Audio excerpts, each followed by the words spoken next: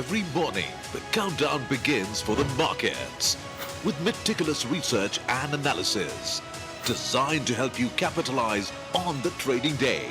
Beaming live from the CNBC-TV18 Motilal Oswal studio.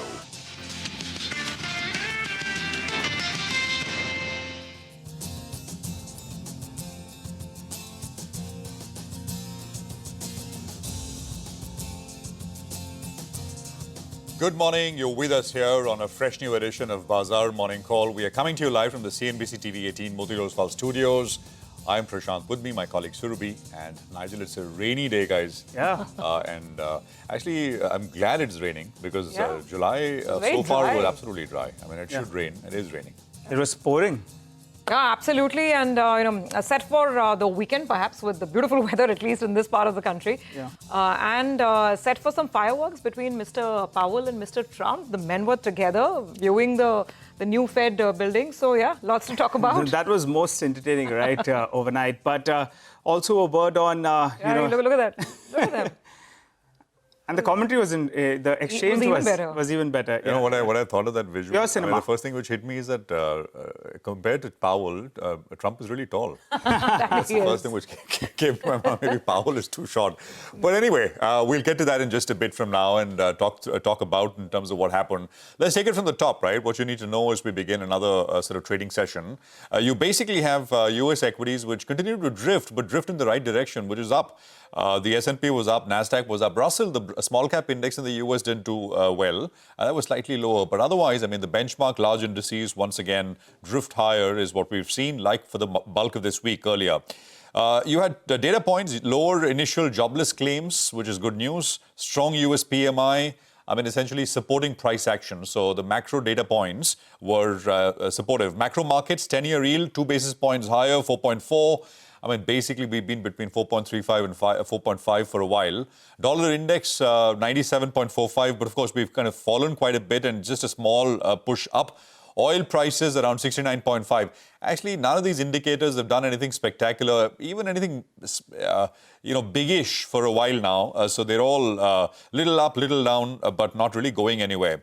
Now, talking to those visuals, right? President Trump visited Fed Chair Powell, saying that while Powell should not be fired, he should lower rates. And we'll kind of talk more about this. And you saw those visuals, etc. There was a little bit of back and forth about renovation costs and all. But I'll tell you this, from a market perspective, I mean, this is kind of now slowly fading into the background over the last 2 weeks or so especially. People have kind of sort of come around to the idea that maybe this is essentially keep going to battering Powell, saying that, well, he's to blame for rates being high and rates should be lower, etc. But that is what it is. It's like a foil. I mean, you sort of blame the guy if things go wrong, but you keep him because he is essentially that. Fed may cut rates at some point, but the general view out there is not because of what President Trump is saying, but because perhaps down the line there will be some weakness in the economy, which will require a response from the Fed. So that is that. Now, trade tariff headlines continue to remain the big talking point as we go into the weekend. From yesterday evening, we'll sort of play out sound bites that India, UK FTA, Prime Minister Modi, Prime Minister Starmer addressing the press jointly about the FTA. But, I mean, as far as US is concerned, not very much at all. I mean, that's kind of faded into the background, so to speak. Yesterday was a poor session for the markets, right? I mean, actually, it was not just the broader indices which pulled back. The Nifty Bank did much better. Mid and small cap. Small cap index was down about 1%. But you also had lots of single stock actions. I mean, around this time, we were talking about how IEX perhaps could be the big accident of the day. I think was down about 30% yesterday. But you had other names. I mean, Persistent and Coforge and many others. So it was a poor session overall. So I'll just put out levels for the index, right? Supports for the Nifty, 25,052. It, by the way, broke the recent two-day low. 25,052 is the first support. 25,018 is the next one. If the 25,018 level breaks, you basically are looking at a retest of 24,882, which is the low over the last fortnight or so. I mean, so it's all incremental. It's all very near term, but that is what it is. Those are the levels we're working with. So 24,882 ultimately is the low that the market made once the Nifty broke that 25,000 level a few sessions back. and we'll see if that comes back into view. Bank Nifty did not break any important support levels. It was a much better session as compared to the other indices. Here, support comes in at 56,692, which is the swing low. And after that, 56,617, which is a 61.8% retracement. And near-term resistance band for the Nifty Bank is 57,300 to about 57,350. Very, very near-term levels, but that's the market we're in. GIFT Nifty gives you a quick sense of how we're starting. It's down another 100 points. I mean, so not looking all that great. The screen's been telling you that the market's kind of tired and things are not responding. I mean, you know, good numbers are not responding well on the upside. Bad numbers, of course, getting absolutely pummeled out there. Surabhi. Absolutely, and we'll have more numbers to digest today. It's a pretty heavy earnings slate even today. But before I talk about earnings, let's actually go back to that big global story with the US president, checking out all the renovation that's happening at the Federal Reserve building. A lot of back and forth on the cost of that renovation. But then he was also asked the critical question on whether he still plans on firing the Fed chair. Let's listen into what the US president said. I have one dispute, and the dispute is there could be some things with money and, where it comes from, how it's come from, how it's printed, where it's printed, all of the standard things with the Fed. But I just want to see one thing happen, very simple. Interest rates have to come down. If the interest rates don't come down, we're knocking it out of the park with high interest rates. If interest rates come down, then that final little element kicks in, that's housing. To do that is a big move, and I just don't think it's necessary. And I believe that he's going to do the right thing. I believe that the chairman is going to do the right thing. I mean, it may be a little too late, as the expression goes, but I believe he's going to do the right thing. Okay, so markets perhaps taking their cue, at least, no plans of firing the Fed chair. So for what that is worth. Now let's come back to what we're seeing across Asia and some of the other cues. Markets across Asia are seeing profit taking. They've had a good week, especially the last 2 days have been a big surge for markets like Japan. So it's basically profit taking. The Japanese market itself is down half a percent. The others down between 0.5% to 1%. You can see the Hang Seng and Taiwan index on your screens over there. The dollar has been fairly steady, not too much move in the currency markets. Yesterday, the ECB met. And they finally left rates unchanged. They've been on an easing spree for a while. But yesterday, they left benchmark rate unchanged at 2%. Now, for us, it's been consolidation, but the bias is negative. And it's very, very clear that the Nifty is unable to sustain above the 25,200 mark. We went there on Thursday and, on Wednesday. And Thursday was an entire sell down from that level. In fact, that brings me to what we've done so far this week. So the Nifty is up just about 0.5%, despite all of this back and forth. We're still up 0.5%. Midcap index is down 0.2%. The small cap index, so the broader markets, slightly smaller stocks, that's where the pain has been more apparent, down 1.5%. The sector churn is very interesting. So we know IT has been slammed down for obvious reasons this week. FMCG is underperformed as well. It's down 2.5%. IT index down 2.7%. The money is shifting to the banking trade. BFSI is the only so-called island of safe haven, at least going by the trends that we've seen this week. However, speaking of BFSI, it's going to be all about Bajaj Finance today. And while the growth numbers are fine, and we saw that in the update as well, the issue is going to be on asset quality and the slight increase in credit costs. Bajaj Finance is in fact saying that the stress in the two-wheeler space, three-wheeler space, and the MSME space, it's persisting. Now, the market is in no mood for negative commentary. How will it take it? Will it take it with a pinch of salt and move on Bajaj Finance? Or could there be a bit of selling over here? We'll find out. But financials definitely on my radar today. Nigel. Well, yesterday's trading session was a weak one, but it was a weekly expiry that played out as well, and that could have played a bit of a role out there. On the whole, it appeared like there was lightening of positions because in the cash market, you didn't have any big, sell number coming in from the net institutions. But the weekly expiry factor did play out, and both on the Nifty and the Nifty Bank, there was some lightening of positions out there. Even if you look at the FIs, both on the index futures as well as on stock futures, they were lightening positions in yesterday's trading session. So that's how the data points did play out in trade yesterday. Moving to how they are set up, the FIs, they continue to remain net short with around 1.45 lakh contracts on the short side. While you have clients, now their long positions have hit around 1 lakh. Remember, at the start of the series, it was a third of what it is as of now. And even if you look at the FI short positions, it was a fifth of what it was as of now. So clearly, both of them are moving in opposite directions. And next week, we have the monthly expiry that will play out. But call writing came back into play. And because of the aggressive call writing, we have seen that the PCR has come down to around 0.84 yet again.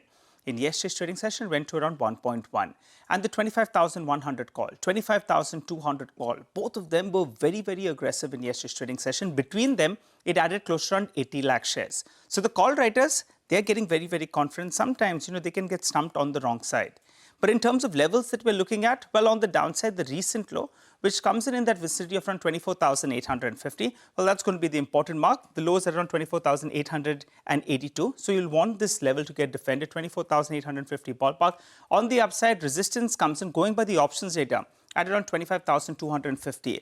For an adventurous trader, if you get a 100-point gap down and if you get another 100, another 50 points down during the course of the day, you get closer to around this mark. So for an adventurous trader, they may look at just buying it just for an intraday minor pullback that we could see. So keep an eye out on this mark. You don't want this mark to get breached on the downside. The Nifty Bank, that's been holding one end up, as you all mentioned. And, yesterday it ended pat at around the 20 DMA. The 50 DMA becomes a bit of a resistance zone. So this is the mark you don't want the Nifty Bank to break. And in terms of stocks that we're looking at, well, we mentioned yesterday there was a likelihood that Bandhan Bank could come out of the F&O ban. And that was the case. The stock ended high yesterday. Today as well, it's eligible for trade. So we'll keep an eye out on that name. All right. Nigel, thanks very much for that. Lyn Alden is with us, founder at Lyn Alden Investment Strategy. Lyn, good to have you with us here. Thank you very much for your time. The pressure that we're seeing here in India, while markets like the US, etc., do well. And I'm sort of drawing a sharp contrast because US is kind of pulling away. To everyone's, not everyone's, but most people's surprise, the strength that we're seeing. For the last few years, 3 years or so, the two largest big markets which did very well were US and India. Here there is some underperformance creeping in. As I said, US is pulling away. What explains the US stock market outperformance, Lyn? So thank you for having me. I think a big chunk of it was there's been a very fast recovery from the April time period when the full kind of tariff fears were in full effect. And so as the market kind of soothed its opinion over how it was going to turn out, there's been a pretty rapid recovery. I, for one, am pretty hesitant on U.S. markets over the next month or two until we get more clarity on tariffs. One thing I find notable currently is that the current kind of tariff proposals that are ostensibly set to go into place in August are of similar magnitude and concern as the ones back in April that were delayed and minimized in various ways. And yet this time the market's not concerned about it at all. Last time in April, credit spreads were blowing out. Obviously, the equity market was selling off. There were other signs of distress in U.S. capital markets and to some extent elsewhere. And yet this time, the market is very calm with it. And I think it's understating some of the risks going forward. I think it's too focused on Fed activities and perhaps not focused enough on some of these tariff numbers that are likely to come in. Lyn, hi. So, the market so far has had no reasons to be disappointed, whether it's earnings, whether it's all the tariff headlines. Do you think that, the second half could be actually a lot better than what a lot of people have been forecasting up until now? So I don't expect massive downside in the second half. I think that the strong run we've had from April until now, like mid-April until now, that I think is potentially going to run out of steam and not continue up at the same pace. Going forward, we have to see what happens with tariffs in August, and then potentially, some of them delayed into September. I think should multiple good news come in, you can certainly see the market kind of jump higher. But I think that it's already pricing in quite a bit of good news. So it's not to say that I'm particularly worried about a crash or correction or anything like that. I just think the risk reward favors some caution, perhaps over the next, 4 weeks, 6 weeks, 8 weeks, until there's more clarity. Because if you kind of map out the overall tariff proposals going forward, they're well over 500 billion, potentially over 600 billion in tariff revenues, up significantly from current months. And the market expects some of that to be negotiated down. But if markets are very smooth sailing, then President Trump has every reason to negotiate very hard or not really back down from his high tariff positions. So if the market is kind of trying to look forward through it, they could actually be giving him more ammo to keep them high. Hi, Lyn. Good morning. Good to see you, Ben. You've mentioned in the past, I think preference could be to emerging markets in comparison to developed markets. Do you stick to that? And within the emerging markets, where does India come in at? Because we've chatted in the past, China and Brazil are relatively cheaper. India has the growth and it's more a structural story. So at current reckoning, between emerging and developed, what's your view? And within emerging, where does India feature? So I continue to like emerging markets overall.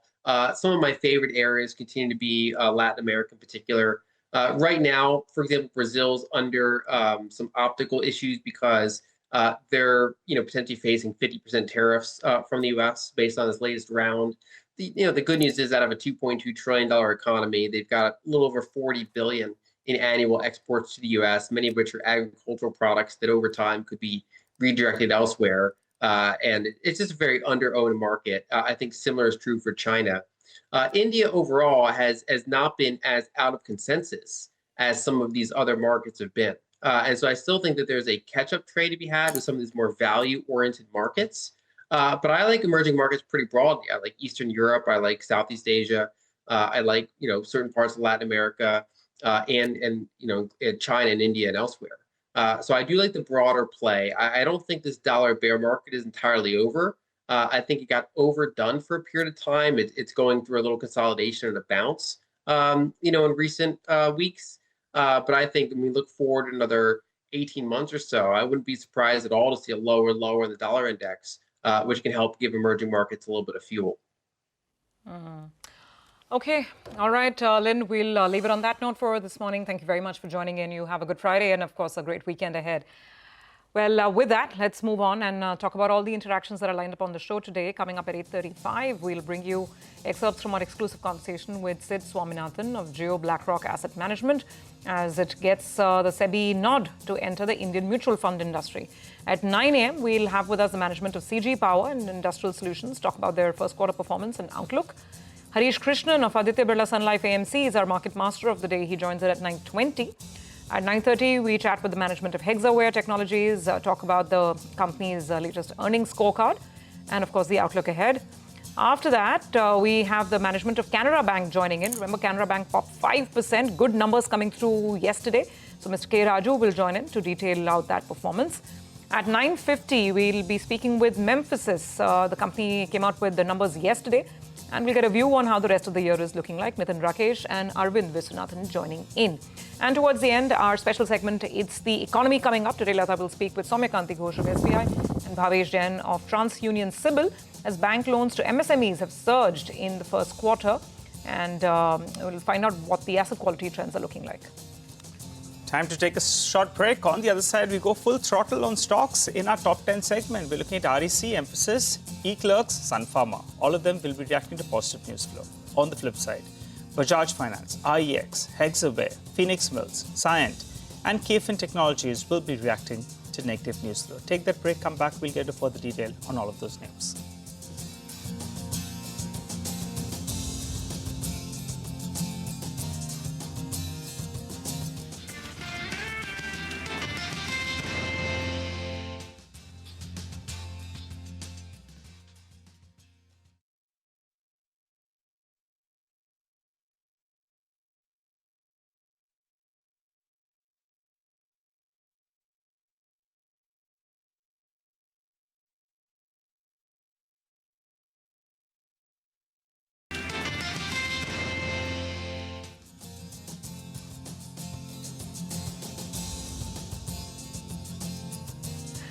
Welcome back. Well, it's a slightly quiet morning across Asia. Markets are cooling off after what's been a very, very strong week for some of the regional indices, particularly, of course, the Japanese market. There you see. But Taiwan's now flipped into the positive side. Oh, by the way, that's an interesting update on DLF also coming in. Remember, this is their maiden project in Mumbai West Park, and apparently the first phase is completely sold out. So, yeah, sales already 2,300 crores already going to be booking in that amount from the Mumbai project. Of course, one luxury project. It's in Andheri in the city. Anyway, let's talk more stocks and get our team going. Our list of top stocks to watch this Friday morning.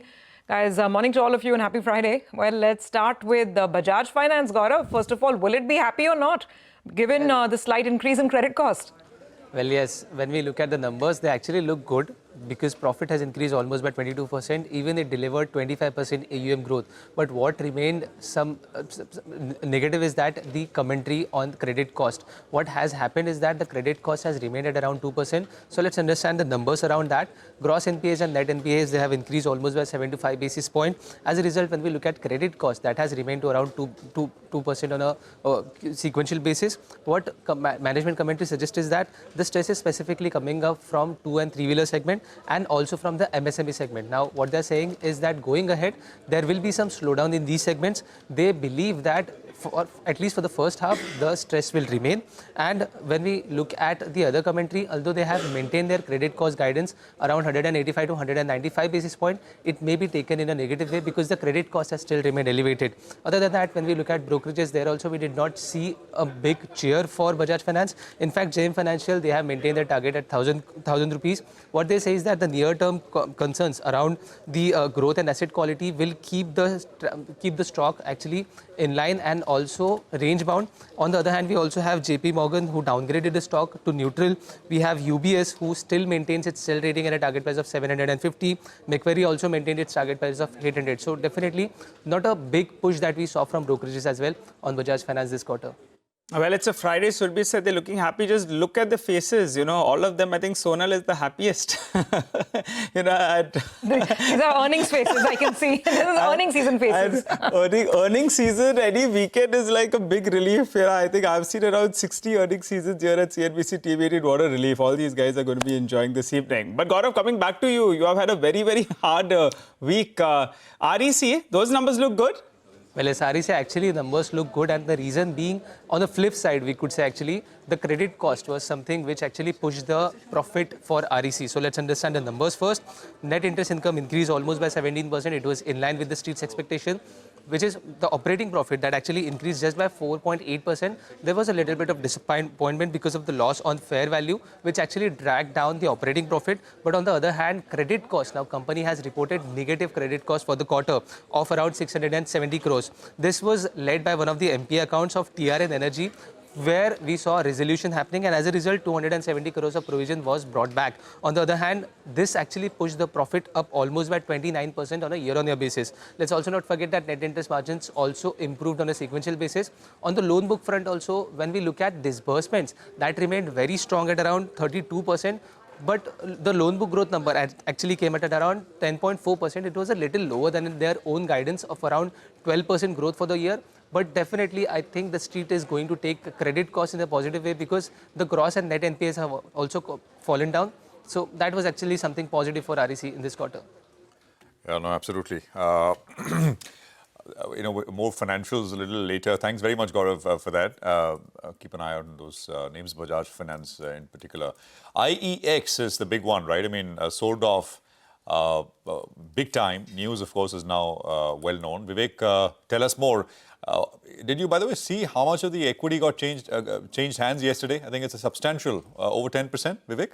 Absolutely right. Large portion of the equity got changed. The other thing is, while we will be discussing the operational update or the Q1 numbers, more importantly, all eyes will be on what is the way forward, what is the strategic roadmap that the company lays, in the fact that how are they going to go and deal with the implementation of market coupling. So all eyes will be on the management when they join us at 10 a.m. today. Now, looking at Q1 FY26 results itself, largely in line, a very steady set of numbers. Remember, volumes were up almost 15% on a year-on-year basis in the key markets. So on the back of that, revenues higher by 14.7%, the EBITDA up 16.1%, margins, up 100 basis points, and profitability up 25%.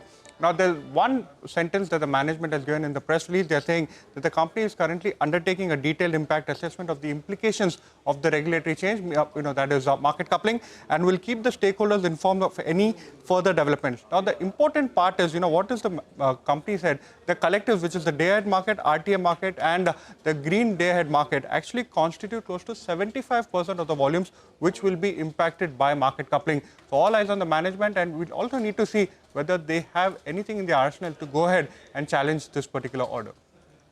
Got it. Okay, all right. Thanks a lot for that, Vivek. Let's go to Rima, Hexaware, and Mphasis. Rima, how are those numbers? Well, Hexaware was softer than expectations. The company's top line grew by 1.3%, lower than the CNBC-TV18 poll of 2.5%.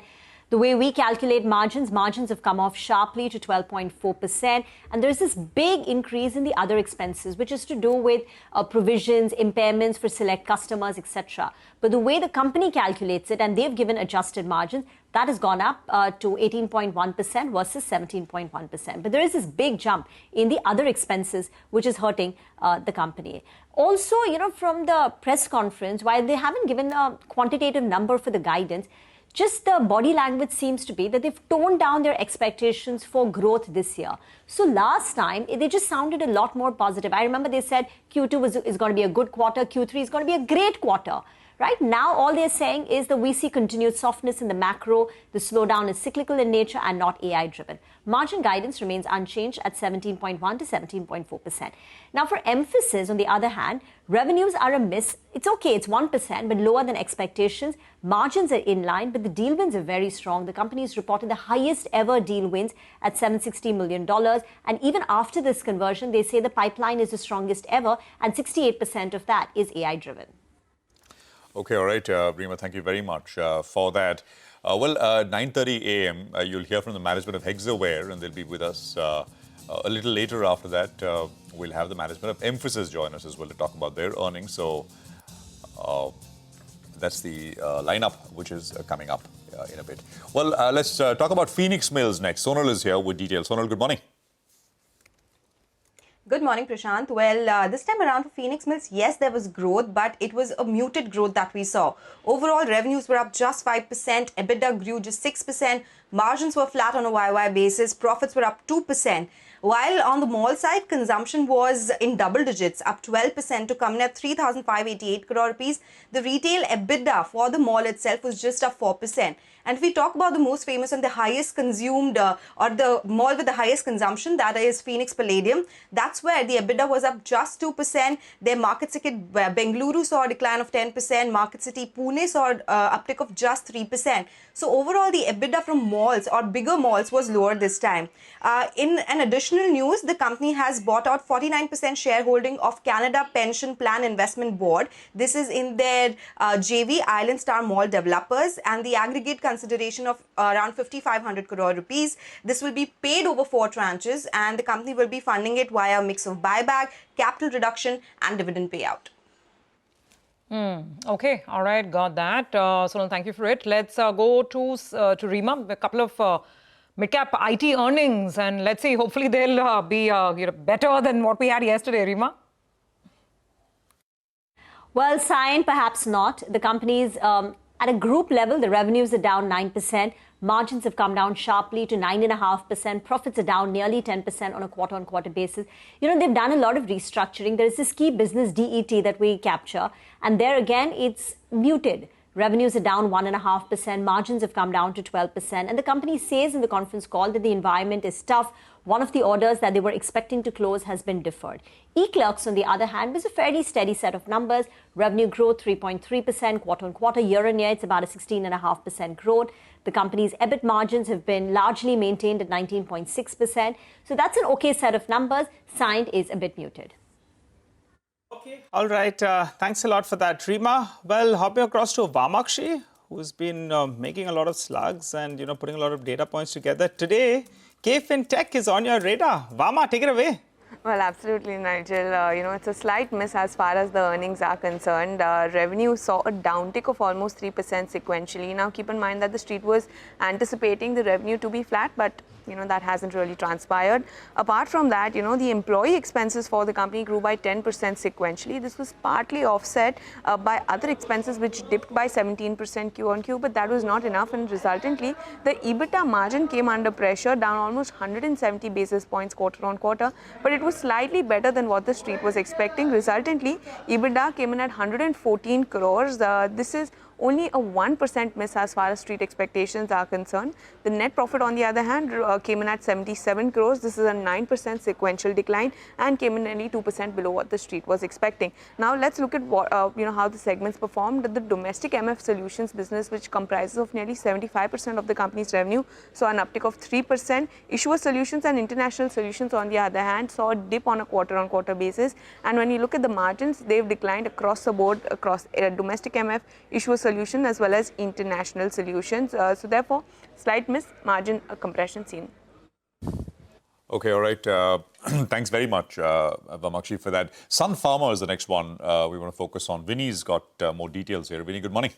Hi, good morning. So keeping an eye out on Sun Pharma, why? Because there's a settlement that has come in terms of one of the issues and litigations that were going on. Now, Sun Pharma and Taro have agreed to pay $200 million. This is to settle claims in the generic pharmaceutical pricing antitrust litigation. This litigation was going on for a while. Around since 2015, this pricing litigation is going on. Now, obviously, what it means for the company that they will be paying this $200 million. It's a one-time settlement that comes in. But obviously, the overhang of this is, now getting over. So that is why we're expecting positive coming in for Sun Pharma. They had cash flow of around $3.1 billion as on March 2025 as well. So no worries in terms of payment-wise as well. $3.1 million is what they were holding as of March 2025. And just in terms of an impact, analysts believe it's not going to be a material impact that is going to be coming in here. So keep an eye out on this one. Positive because the overhang of this litigation is finally ending. Thanks a lot for that, Vinny. Well, let's do a quick recap of all the stocks we just covered. REC, Mphasis, eClerx, Sun Pharma. They'll react to positive news flow. On the other end, you have Bajaj Finance, IEX, Hexaware, Phoenix, Scient, and KFin Technologies. They'll be reacting to negative news flow. We'll take that short break, come back. Siddhartha Khemka of Motilal Oswal Financial Services is waiting for us for some fundamental talk. We'll also bring you excerpts from our exclusive conversation with Sid Swaminathan of JioBlackRock Asset Management as it gets the SEBI nod to enter the Indian mutual fund industry.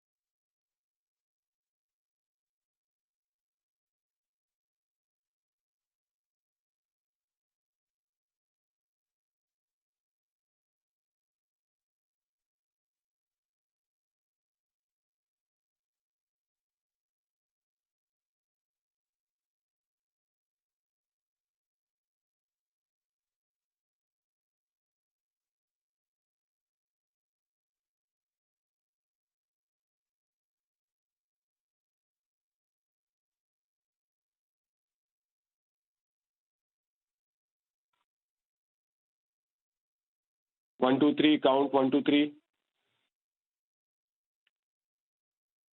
या नहीं, मैं आपको phone से सुन रहा हूँ. ये नहीं, मैंने किया नहीं अभी तक. कर दूं क्या? फोन में आपकी आवाज ठीक आ रही है. I am hearing you from the phone only. There is nothing that I am hearing from the other side. मैं भी कर दिया हूँ म्यूट, आप भी कर दीजिए.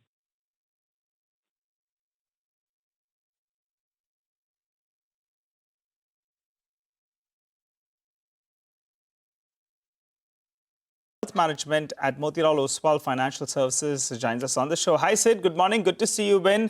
Let's talk about the big boy, Bajaj Finance. Highest in pedigree, everything good out there. Growth is likely to come about, but some concerns on asset quality, particularly the commentary on the 2- and 3-wheeler space. That could make the market a little bit jittery. And as always, it's never been a cheap stock, right? What is your view on the numbers? And if you want to look through a read-through for the sector on the whole? Good morning, Nigel. Yeah, good to be on the show. I think Bajaj Finance clearly one of the finest quality stocks, consistently delivers in terms of growth.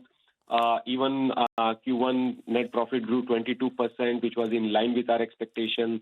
The NII also grew about similarly in line with our expectation. I think, yes, some NIM contraction and the management outlook that further reduction of about 15-20 basis points, that could be a big negative, especially given that stock is trading at a premium valuation. And as you rightly said, yes, the management also highlighted that consumer leverage remains a key area of concern, and that is leading to the company to implement some of the corrective measures across certain product lines. So that is leading to the elevated credit cost. Having said that, what we believe is that it continues to report a healthy performance, strong AUM growth, Some concerns on the credit costs sequentially that remains, especially due to stress in the MSME and the auto loan segment. And as you rightly said, again, stock trades at 4.4 times FY27 price to book. So despite the healthy PAT growth CAGR of 25% and strong ROAs of 4.1%, we see limited upside catalysts in the near term due to rich valuation. And hence, we have a neutral rating on Bajaj Finance with a target price of 1,000, leaving a very small upside for Bajaj Finance from current levels.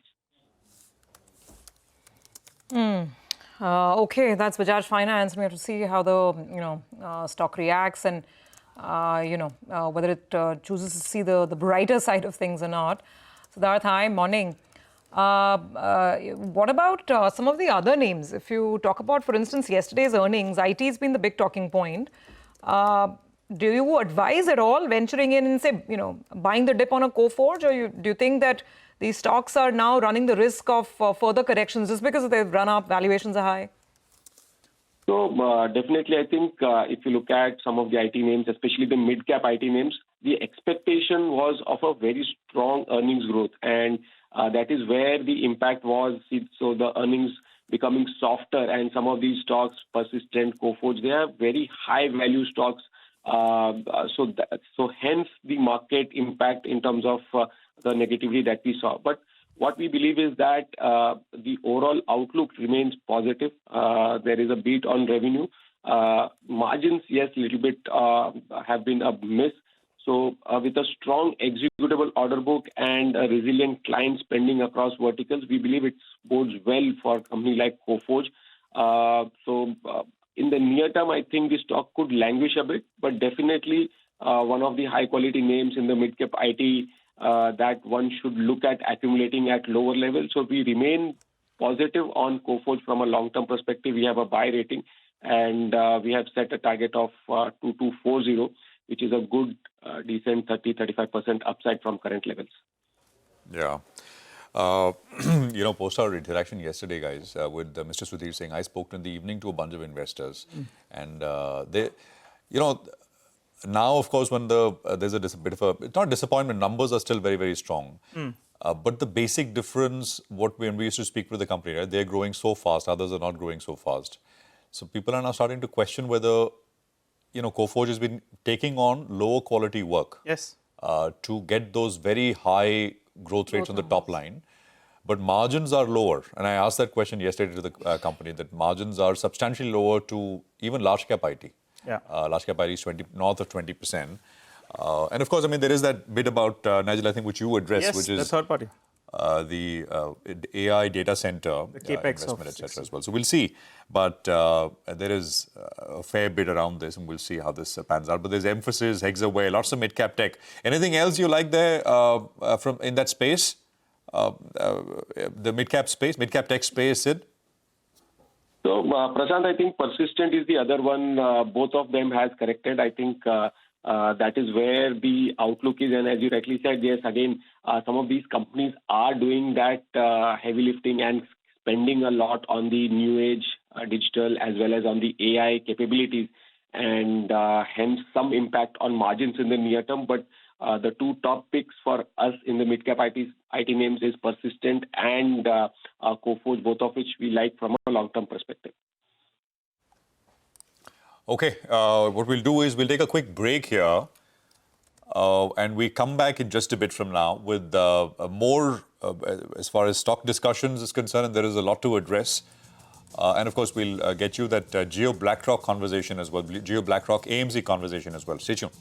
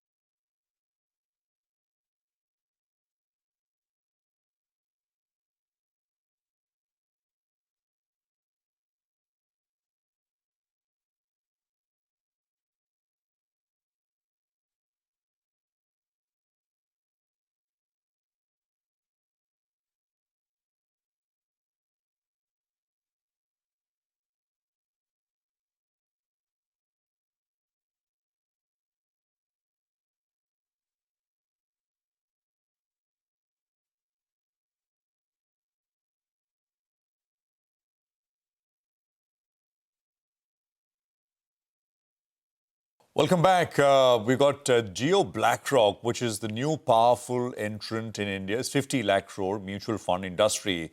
Of course, backed by the digital scale of Jio Financial Services and the global investment engine of BlackRock.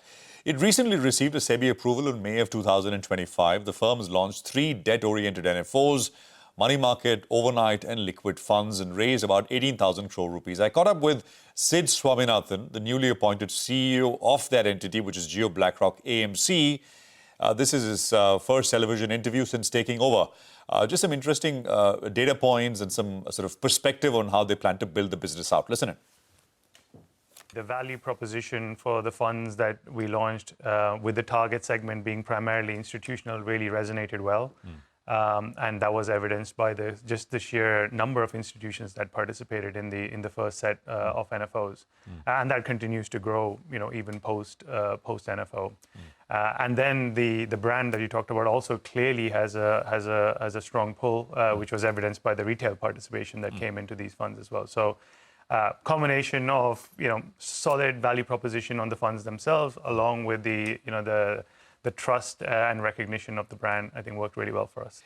I think we've spoken and it's been talked about that it's such a crowded industry and there are more players coming every day, new approvals, etc. coming through. Did you think of that as a bit of a hump to cross?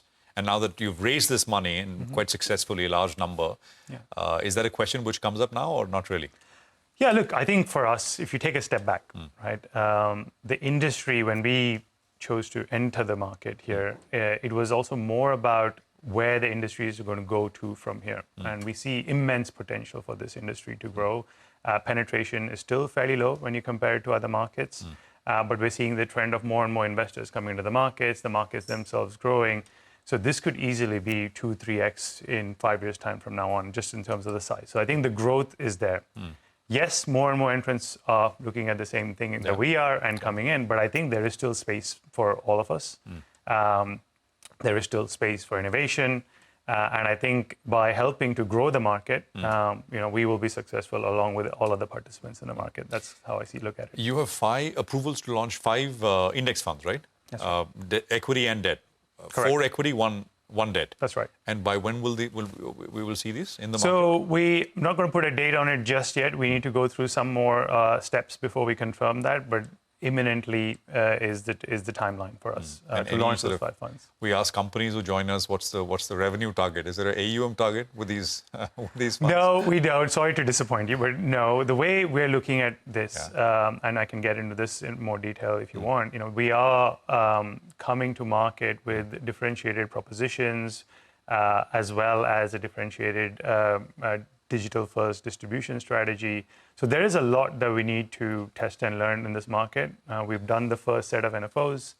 We learned a lot. We're very happy with how that went, and we are incorporating some of those learnings into the next phase. And I think really once we get through our first phase of fund launches, see how they go, learn about the market, see how they're reacting to our offering, is when we'll really start thinking about setting longer-term targets, right? And that's literally how we're looking at it right now. What about actively managed equity schemes? Yes, is the short answer. We are here to cater to the full spectrum of investors in India. That's how we are looking at things. So we addressed institutional primarily already with the funds that we've launched. We're moving into the retail segment now with these 5 index funds.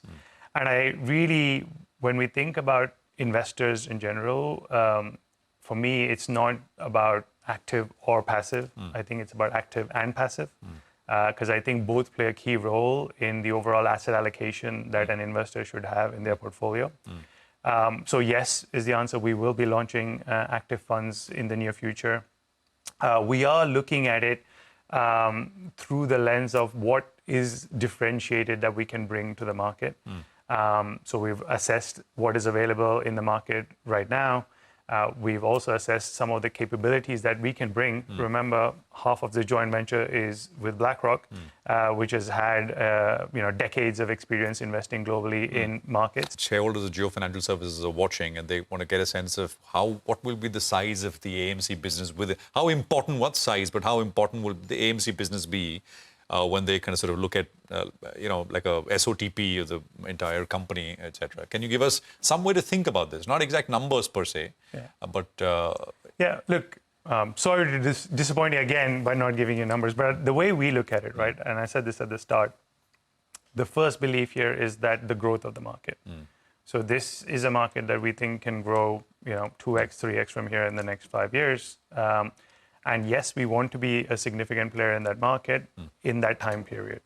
How we actually set our targets, again, I'll go back to what I said at the start, is we need to learn about our kind of initial phased launch, which is across all asset classes and investment styles.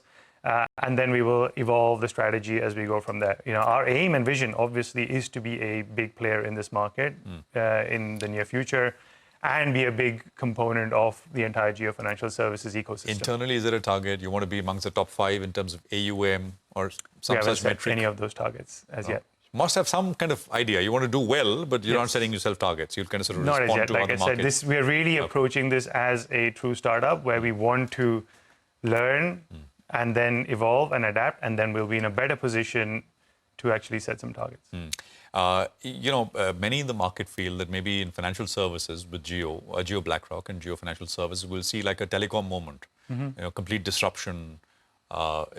Is there room for that kind of disruption in this business? And of course, there it was, pricing in a big way, but reach, etc. as well. Here, what could be that big disruption? Are you thinking on those lines? Yeah, look, I think of it slightly differently.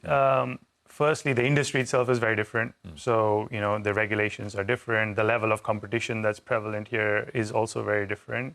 I still think there is room for micro innovations or micro disruptions, whatever you want to call it. And that's how we're approaching it. So the fact that we are coming to the market initially with a digital direct first offering from a distribution perspective, that sets us slightly apart from a lot of the players here.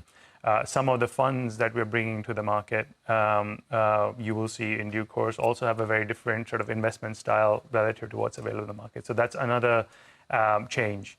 Our technology platform that we're bringing onshore to India for the first time ever, that's another micro sort of disruptor, differentiator. And that's just, let's say, one part of the overall joint venture as well, right? So there's other things coming further down the pike. So the way I see it is a series of these micro disruptions over a time period could lead to a much bigger disruption, but it's different to how it panned out in telecom. Okay, all right. Interesting chat there. Jio Financial, that's the one that you should be keeping on your radar. Well, let's move on then. India, UK yesterday signed the free trade agreement. Sudarshan joins us to focus on stocks, companies that will be impacted because of this signing. Morning, sir. Take it away. Good morning, Nigel. So the deal which was in the works for last 3 years has been finally signed in the presence of both Indian and UK Prime Minister, which is going to increase annual bilateral trade to $34 to $35 billion, which includes tariff cuts, improved mobility and market access guarantees. So now average tariff of UK imports will drop from 15% to 3%, and also 99% of the exports to the UK will now enjoy zero duty-free access. So which all sectors will be in focus? So first one in that list is auto. So India has offered concessions on large ICE vehicles, so that is basically petrol and diesel vehicles, and also for EVs in the higher price range. There won't be any concessions on electric, hybrid and hydrogen vehicles for the first 5 years. So in EVs, market access for the vehicles would be for the vehicles which would cost more than £80,000, and also concessions and quotas on ICE vehicles. In petrol, it would be for 3000 cc, and in diesel, it would be for 2500 cc vehicles. So import duty will fall from 150% to 75% immediately and to 40% over next 10 years. So if anyone has a question, will there be any change in JLR's Defender price? The answer is no, because this FTA agreement is only for those cars which are built in the UK. JLR's Defender is built in Slovakia, which comes under Europe. Now, next sector that will be in focus is textile and apparel. So agreement has slashed UK tariffs in the range of 8 to 12% on garments and 10% on home textiles. So now this duty-free access for will be be for 99% of Indian apparel and textile export. And some of the stocks that might be in focus, those are Westman Living, Gokaldas Exports, KPR Mills. Next sector comes is leather and footwear. So it eliminates tariffs on nearly 100% of Indian leather and footwear exports, which previously attracted duties of up to 16%. Next is marine products and food. That eliminates tariff of over 95% of agri, marine and processed food exports, and also slashed duties that had already reached to 20% on seafood and 70% on processed foods. Next is Elco Web, that is basically beverages stocks. India will reduce import duties on UK whiskey and gin. Duty will reduce to 75% from 150% immediately and to 40% after 10 years. Last is gems and jewelry. So India's exports to UK currently at $941 million and UK imports currently $3 billion worth of jewelry annually. So analysts believe that India's exports are likely to double in the next 2 to 3 years. So overall, India-UK FTA agreement is positive, not only for India, even for UK companies. All right. Thanks very much. So then I noticed that so does focus on the defender. As far as JLR is concerned, but other stuff as well. Very nice, very nicely summed up sector by sector. Thank you very much for that. We'll take a quick commercial break here. Up next, Technical Trades. Mitesh is going to be joining us, and so is Srikanth. It's a Friday morning. So Srikanth with his trades as well. Stay tuned.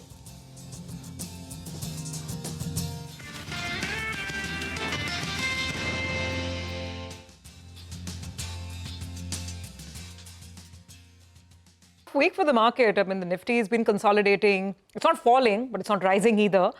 But individual stocks are getting slammed very hard, particularly if there are earnings involved in some cases. So, Mitesh, let's start with you. Friday morning, how would you approach trade? Yeah. Good morning, Survi. We have talked about the fact that market will possibly be ranged, and that is how it's shaping out. Most of the volatility indicators, if you look at them, have kind of started turning sideways, and that is why we are not able to get past 25,300 zone on the upside and not, giving a decisive break to 24,900. Now, till that happens, till the price signals that it's willing to get out of this range, we must assume that this range will hold, and therefore we're not trading the index aggressively. But yes, trading is stock specific, and on the bank Nifty, I think a very similar kind of an outlook. It needs to get past 57,300, 350 zones to give a break on the upside or move on the upside. And on the downside, the corresponding level is about 56,200. So till that happens, I think you might see the market still chopping around in these boundaries. Gentlemen, morning. Friday, so visibility into the weekend, but the drift continues here. It's like, Prashad, I remember what you said. Sorry, you look through the week and already start looking through the Monday. That thought never left me. That was last Friday's thought, but please go on. I'm known to sometimes utter profound statements. Absolutely. Anyway, let's, Srikanth, morning. What's on your mind in terms of trading indices? Good morning, Prashant. Good morning, everyone. Let's say for as far as Nifty is concerned, it is in the range, and it has been following the level of 25,250, 300 on the higher side and 24,900, 850 on the downside. So in case if we see the market is opening somewhere close to 24,950 as GIFT Nifty is indicating, then there we should look for taking some contra bet of going long, because I am of the view that the market is going to follow this range for next few days. And buying at important support levels or selling at resistance is actually rewarding to traders. So close to 24,950, 940 levels, we should look for taking contra bets with a stop loss at 24,850. And at higher levels, again, 25,150 going to act as major resistance. Okay, all right. Trades now, gentlemen. What are the trades you'd like to take? Mitesh, you go first. Yeah. Morning, Prashant. I have a mix of buy and sell calls.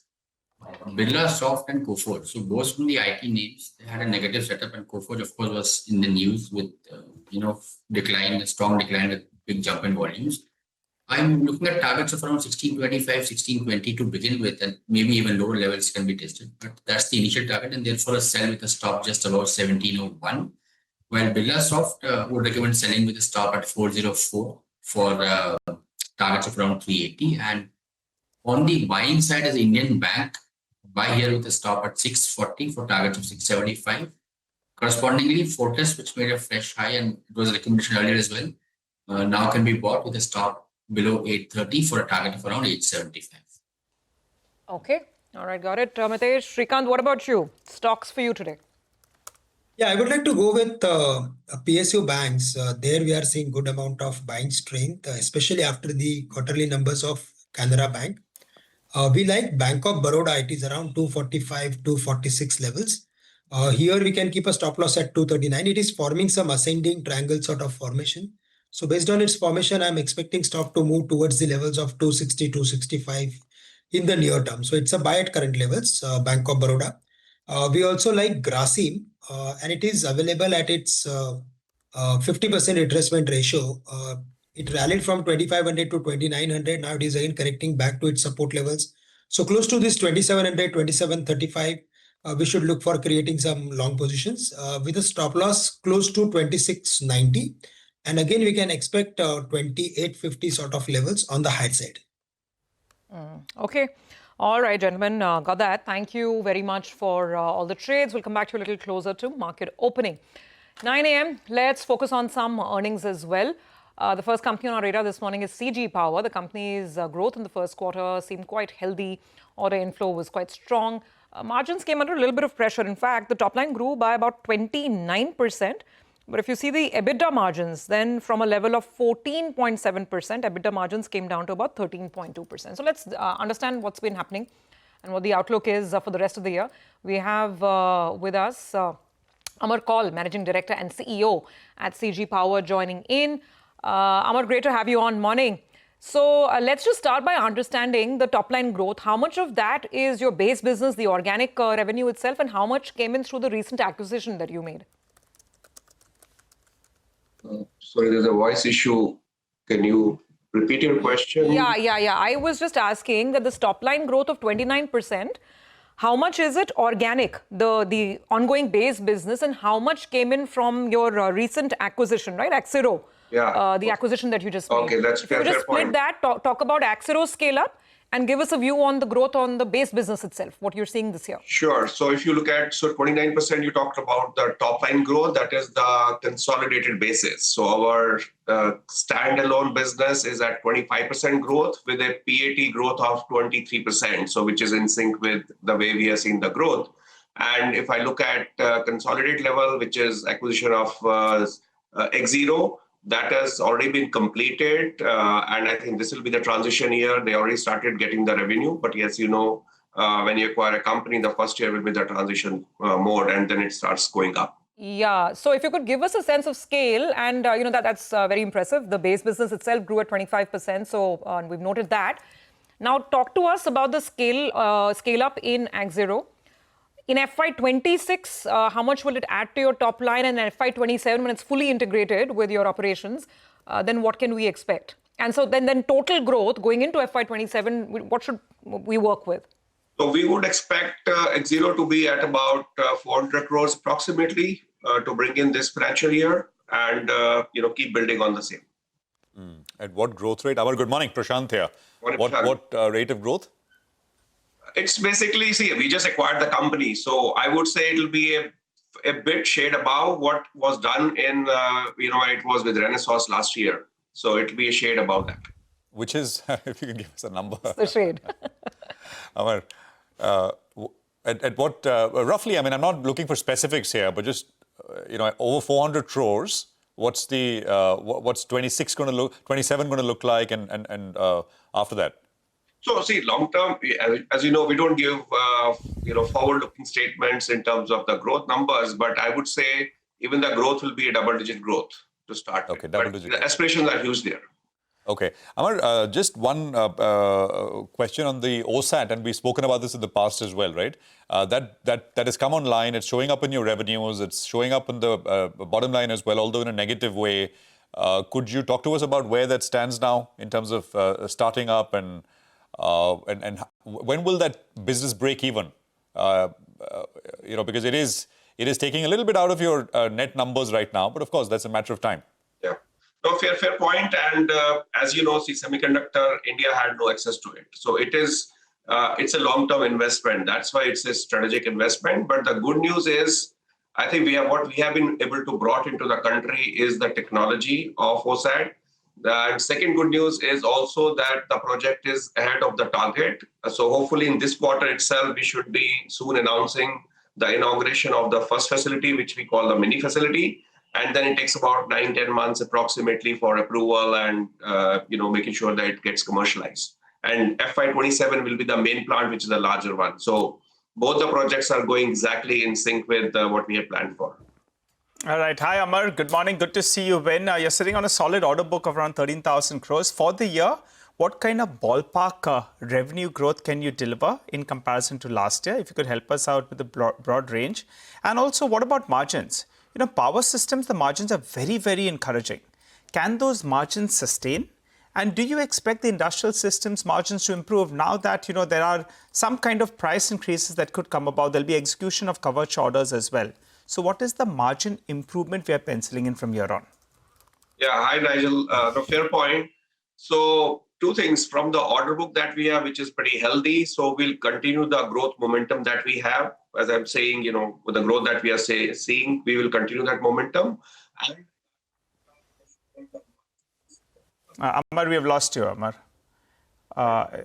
The audio dipped. The audio dipped, yeah. Can you hear me? Yes, you're back. Yeah. Please go Okay. ahead.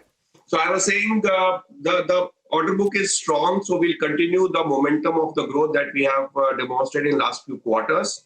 And on the margin piece, absolutely confident on sustaining those margins, especially on the power sector, because the backlog that you see is at a fairly healthy margin. And also with our go-to-market that we are working on, I think it will keep building on for a couple of years as well.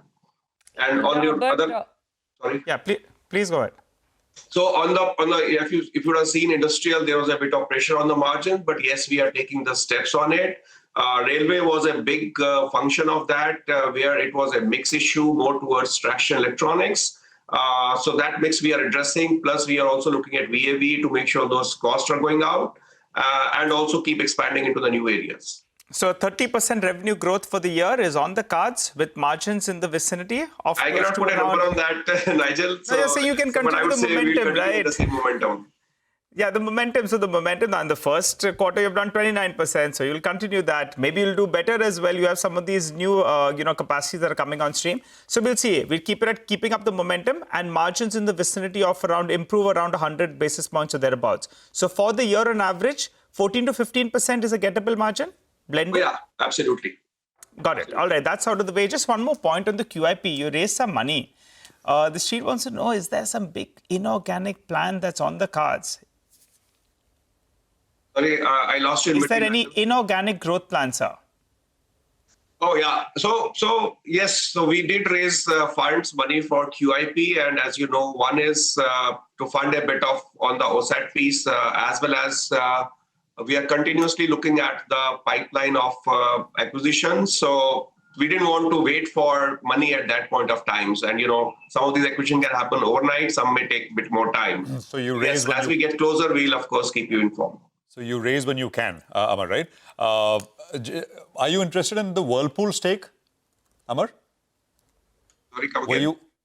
Were you interested in the Whirlpool stake? The Whirlpool, the parent is in a way selling out. Were you in contention for that? Did you look at it?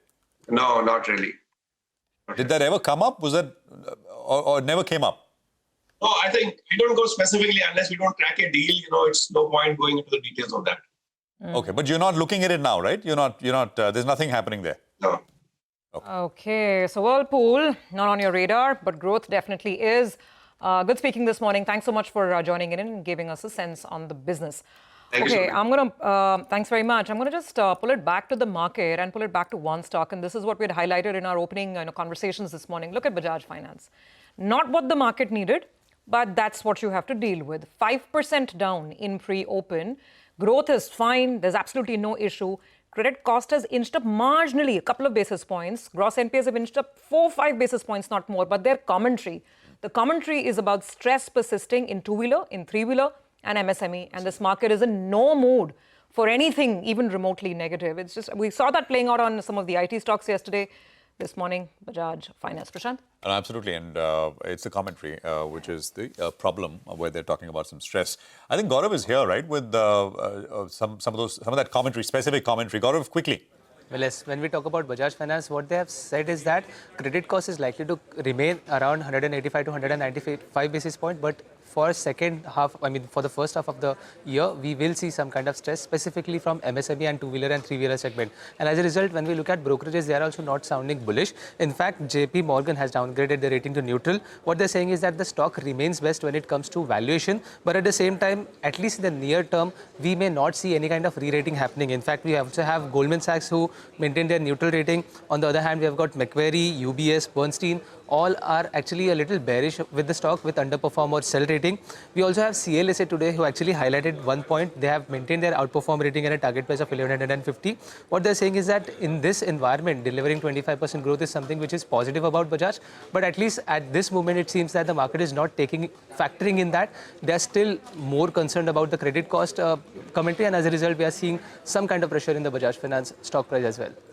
Yeah, some is an understatement right now, 5%. Let's see if buyers come in. But Gaurav, very quickly, run us through the street verdict on REC as well. Well, REC actually reported good set of numbers, and with this, CLSA has actually maintained its high conviction rating. What they are highlighting is that the decline in specifically the provisions and asset quality improvement is something which is actually positive. On the other hand, we also have UBS who maintained their buy rating but got the target price to 550. They still believe that ROAs of around 2.9% is still healthy for the business. We also have Morgan Stanley who maintained their 485 rupees of share price with overweight rating. They are also a little bullish, specifically because net interest margin improvement that we have seen in the quarter. So some bullish stance coming up from the brokerages, not upgrades what we have seen since morning, but definitely some bullish tone is what we are seeing from brokerages on REC. We got market open coming up. Gaurav, thank you for that. First rates on indices, and we'll get to stocks. 24,968 on the Nifty. The Nifty Bank is absolutely flat. Small cap index is down 1%. And I think you've got the Midcap Index, which is going to come up on your screen as well. So it is a lower start. I mean, clean straight away 0.5% odd kind of cuts which are showing up. 840 lower and advances 650 out of the gates, but I think we'll have to give it some time to figure out where we go. But I think we got some big moves already starting to show up, which we should get to quickly. Heat map on your screen, it's bulk of it, at least on the Nifty, is all down. SBI Life, of course, reacting to numbers, and numbers were pretty good. Otherwise, I mean, it's almost 45 stocks which are lower. IEX stock flashing at the bottom of the screen. Surabhi. Yeah, absolutely. We're starting right at the lower end of the range because in this month and a half long consolidation, we have broken below 24,900 as well, but then we bounced back. So let's see. We're at the lows of the range as we speak. Bajaj Finance is your stock of the morning, down 5.5% in the asset quality issues and commentary that Gaurav just highlighted. Shriram Finance is down about 2.5%. Bajaj Finserv, remember this morning, and that's what I was pointing out, that IT has not worked. The money has been gravitating towards financials so far this week. But now this is a new issue that seems to be showing up. Jio Finance is slightly lower as well. So some of the large financial names are on the back foot. Kotak Mahindra Bank, HDFC Bank, a little bit of cool off here. Banks are relatively better than the NBFC plays, at least as of now. HDFC Bank is still down, but down about 0.5%. But overall financials are weak. There's Mphasis, which is lower. There's Reliance, which is lower. Basically, nothing is firing. No engine firing for the market. Lever is lower. So FMCG, IT, banks, you don't have too many trades on the upside. Just very quickly talking about the gainers as SBI Life post numbers. ICICI Bank is managing a little bit of green. And there's BEL, it's 120 down straight away, weak opening. Well, that's right. But there are a few winners, Surbi. IEX has bounced back. It's bounced back in style from yesterday's low. In fact, it's up 10%. But all eyes will be on whether or not they can get a stay. These numbers look good, but unfortunately, the court order came ahead of that. So that's why, that stock was down yesterday. It's bounced back a little bit today. Tatwan Chintan, I think that came out with its numbers, if I'm not mistaken. So that's bounced back in trade today. Big up move is what we're seeing on that one. So it's reacting positively. Trident is the other one that's reacting positively to its numbers that it reported yesterday. So that stock is well up and about as we speak. Big move is what we're seeing on that name. Trident, not Trent. Let's pull up Trident. FedFina, that's the other one that I'm looking at. That as well has opened up well in the green. So big up move is what we're seeing on that name. Metro Brands, potentially there could be some business opportunity coming in from, if in case this US, the India-UK FTA that is signed. So maybe another opportunity for them. That's the way the street is reading it at least. So that's why that one, in fact, is up close to around 5%. Volumes yet to pick up. And some the tubes, steel tubes, that's a new listed entity. We'll have the management at around 10:30 today. That one as well is up close to around 4%. On the flip side, Hexaware is selling off. You have Tanla Platforms as well, that's down close to around 4.5%. So all those names reacting negatively. The market's now down 130 points. Prashant. Which basically means that the low that we saw recently perhaps comes into contention. And we'll have to kind of see if that happens. The low was 24,882. So 24, we are at about 24,951. The low was referring to was made on the 21st of this month. I mean, just a few days back. But it's a 130 odd point cut right now once again. IEX, of course, is the big mover. Maybe just look at Coforge as well. Is there more pressure or has it stabilized? Because it's like a one-way disaster. It's up about $10, so 16.90 or so on Coforge. Harish Krishnan is with us. He's a market master of the day, co-CIO, head of equity at Aditya Birla Sun Life Asset Management Company. Harish, good to have you with us here. This drift in the US, it's a drift higher. In India, it's just a drift. What's responsible, Harish? Is it muted earnings? But muted earnings were very well advertised. Nothing surprising, right? There's hope for H2, but it's hope till it's realized. So what's going on? I loved your phrase, Prashant, drift. The way we say it, it's a grinding bull market. There isn't... there is a grind sure, but the bull market is... but maybe it's there, right? We came off a very good phase. Admittedly, absolutely. Go on, Harish. Right. So, clearly, I think the directional element of earnings, the directional element of liquidity and sentiment are all turning positive, and the rate of change is there. The question is only about valuations and have we gone too far too soon? And also the fact that there is such an enormous amount of supply that at each 2-3% higher levels of the market, you see the next wave of supply coming through. So therefore, we have to climb both these walls. So the way we think about it is that the lows of the year are made.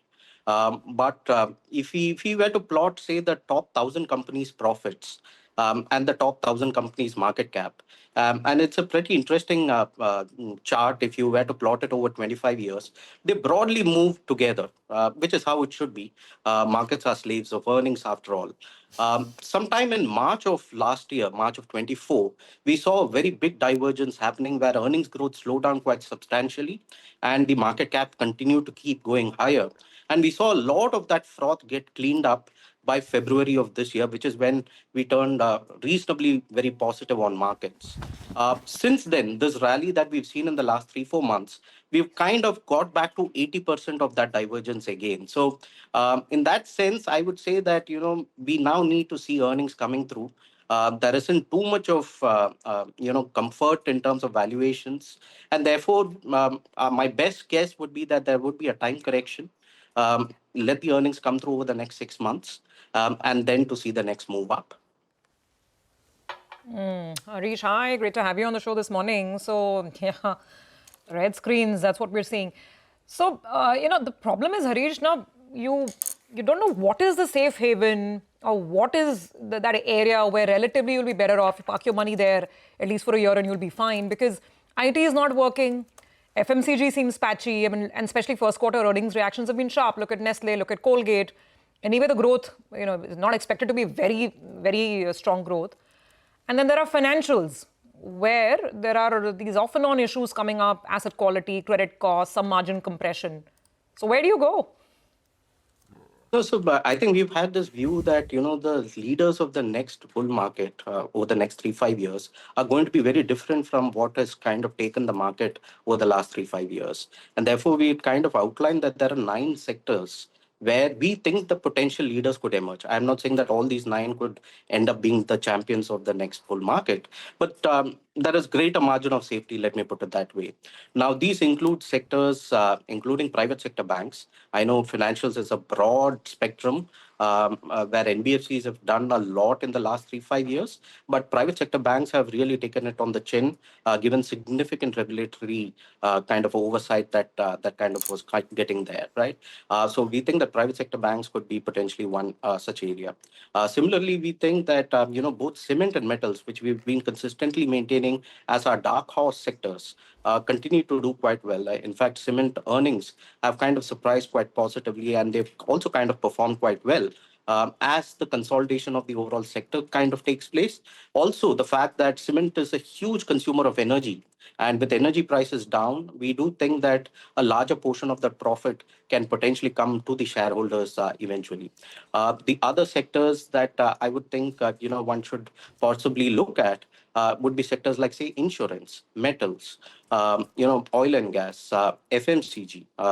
Yes, it's not a complete swathe wherein we are getting everything decked up, saying that consumption is revival is back. But if you look at the Amazon Prime data points that came out over the course of the last week or so, we've seen some encouraging demand momentum coming through as far as urban India is concerned. So I would think that there are bits and pockets. Yes, will they work in the next 1 year?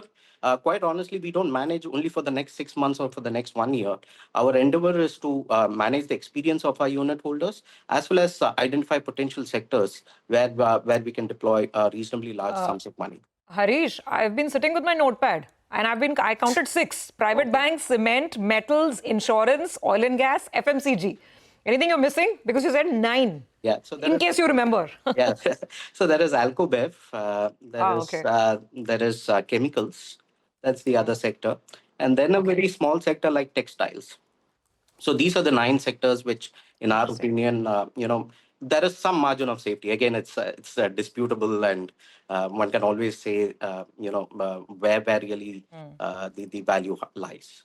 There was a big Alcobev deal that was announced, Harish. What do you make of that? This space was not seeing too much of inorganic growth, at least for the last 10 years since that United Spirits Diageo deal took place. But all of a sudden, you have a $500 million deal. What do you make of it? I think it's an exciting area. I think broadly there are 2 points. One is that during COVID, given the commodity price increases, almost all Alcobev companies saw significant margin contraction. And given the fact that they are mostly regulated in almost all states, price increases have been patchy.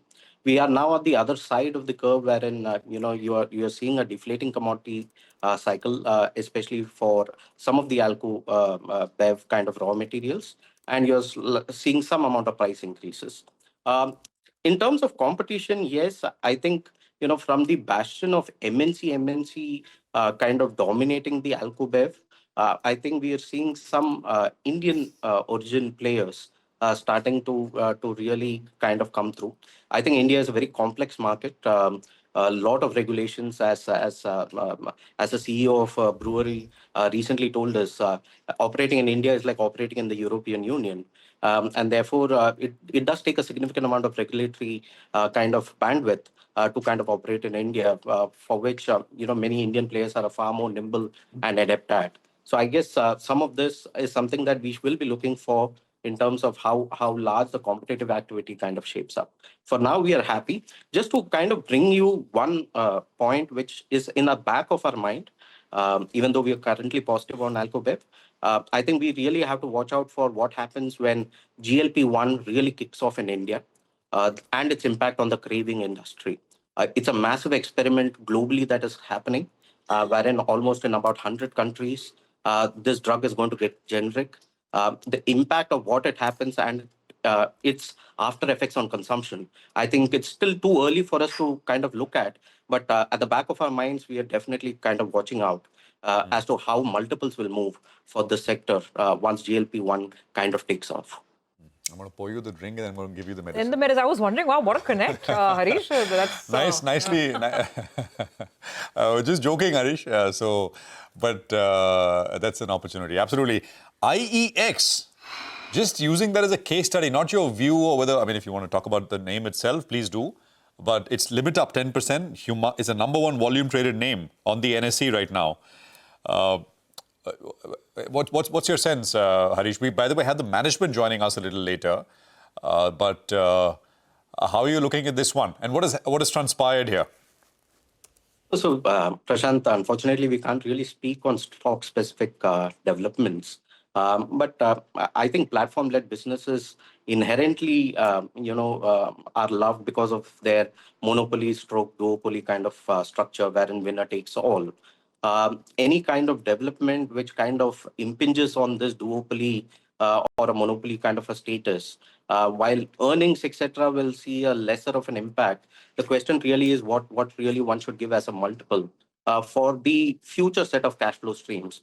I mean, I don't need to tell you that in any company, almost 80 or 90% of the value of the company resides in the terminal value. Terminal value is anything which is beyond the next 5 years. And therefore, when the terminal value of such an enterprise is so nebulous, wherein we don't know from the current 90% share, would it come down to 30 or 40 or 50%? It's all, balls up in the air to try and create, probability scenarios. But I would think that, there are other plays which are monopolistic, which we kind of invest in.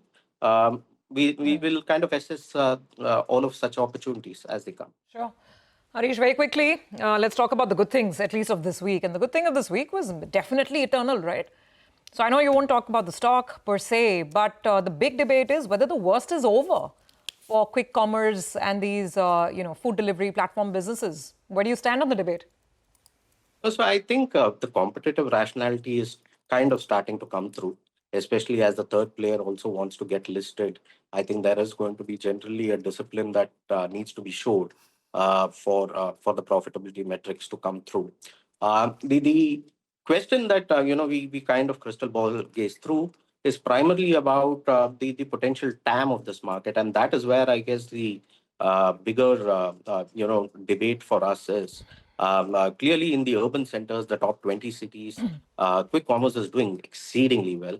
It's cannibalized a lot of other retail outlets. But can it thrive in tier 2, tier 3, tier 4 with lesser urban density, etc., is something I think that the jury is still out. And that will have, I think, a far greater bearing.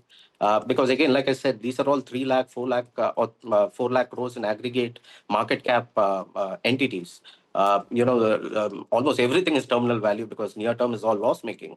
And therefore, how this changes in 3 years will have a far greater bearing than where we are. For now, we continue to have ownership in these names. Okay. All right. Got it, Harish. Thank you for the perspective this morning. Great conversation. Wish you a good Friday and have a good weekend as well. Let's now move on to more earnings conversations. As we do that, I'm just checking the market screen very quickly. So there's some recovery. This is what's been happening. When you hit the lower edge of the trading range, buyers emerge, and that's the good news for the Nifty. The ground is not basically caving in. So some recovery from the early opening lows, but Bajaj Finance is still down 5.5%. So just a note over here. Let's move on. More corporate conversations and more earnings. Hexaware is in focus. Now, the stock has been trading slightly lower this morning, reacting to earnings which were below expectations. Revenue growth was a little below the CNBC-TV18 poll, and margins have weakened. There are a couple of one-off expenses as well that impacted margins in the quarter gone by. So let's discuss this and more with R. Sri Krishna, Chief Executive Officer of Hexaware Technologies. Great to have you with us. Sri, so let's just start right there. The fact that there was a miss in the revenue is one thing, but also the commentary, because I think the wordings that you've used is that there is continued softness in macros. So just elaborate on this, on top line. What are you seeing around? And this whole debate about whether this is just because of tariff uncertainty or whether there is a bigger disruption out there thanks to AI that's playing out.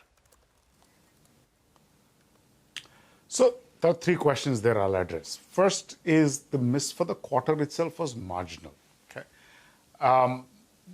the softness in macros, I'm just calling what we are seeing, right? While the miss for the quarter was marginal, I think what we've also said is that because of a solid pipeline, deal wins that happened, and more importantly, solid progress in our strategic initiatives, our long-term growth outlook remains very solid.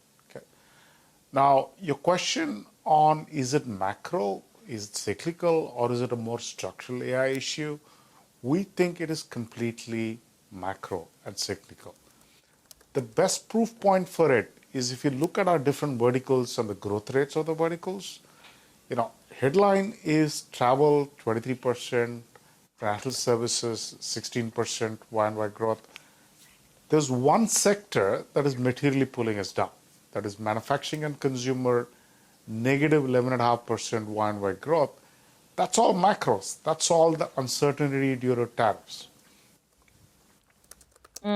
Okay, so you're saying it's all macro, but then what does this imply? I mean, Q2, Q3, if not a guidance, but some sense on, whether this year overall you'll be better off than last year. Will it be single-digit growth? Are you looking at double digits?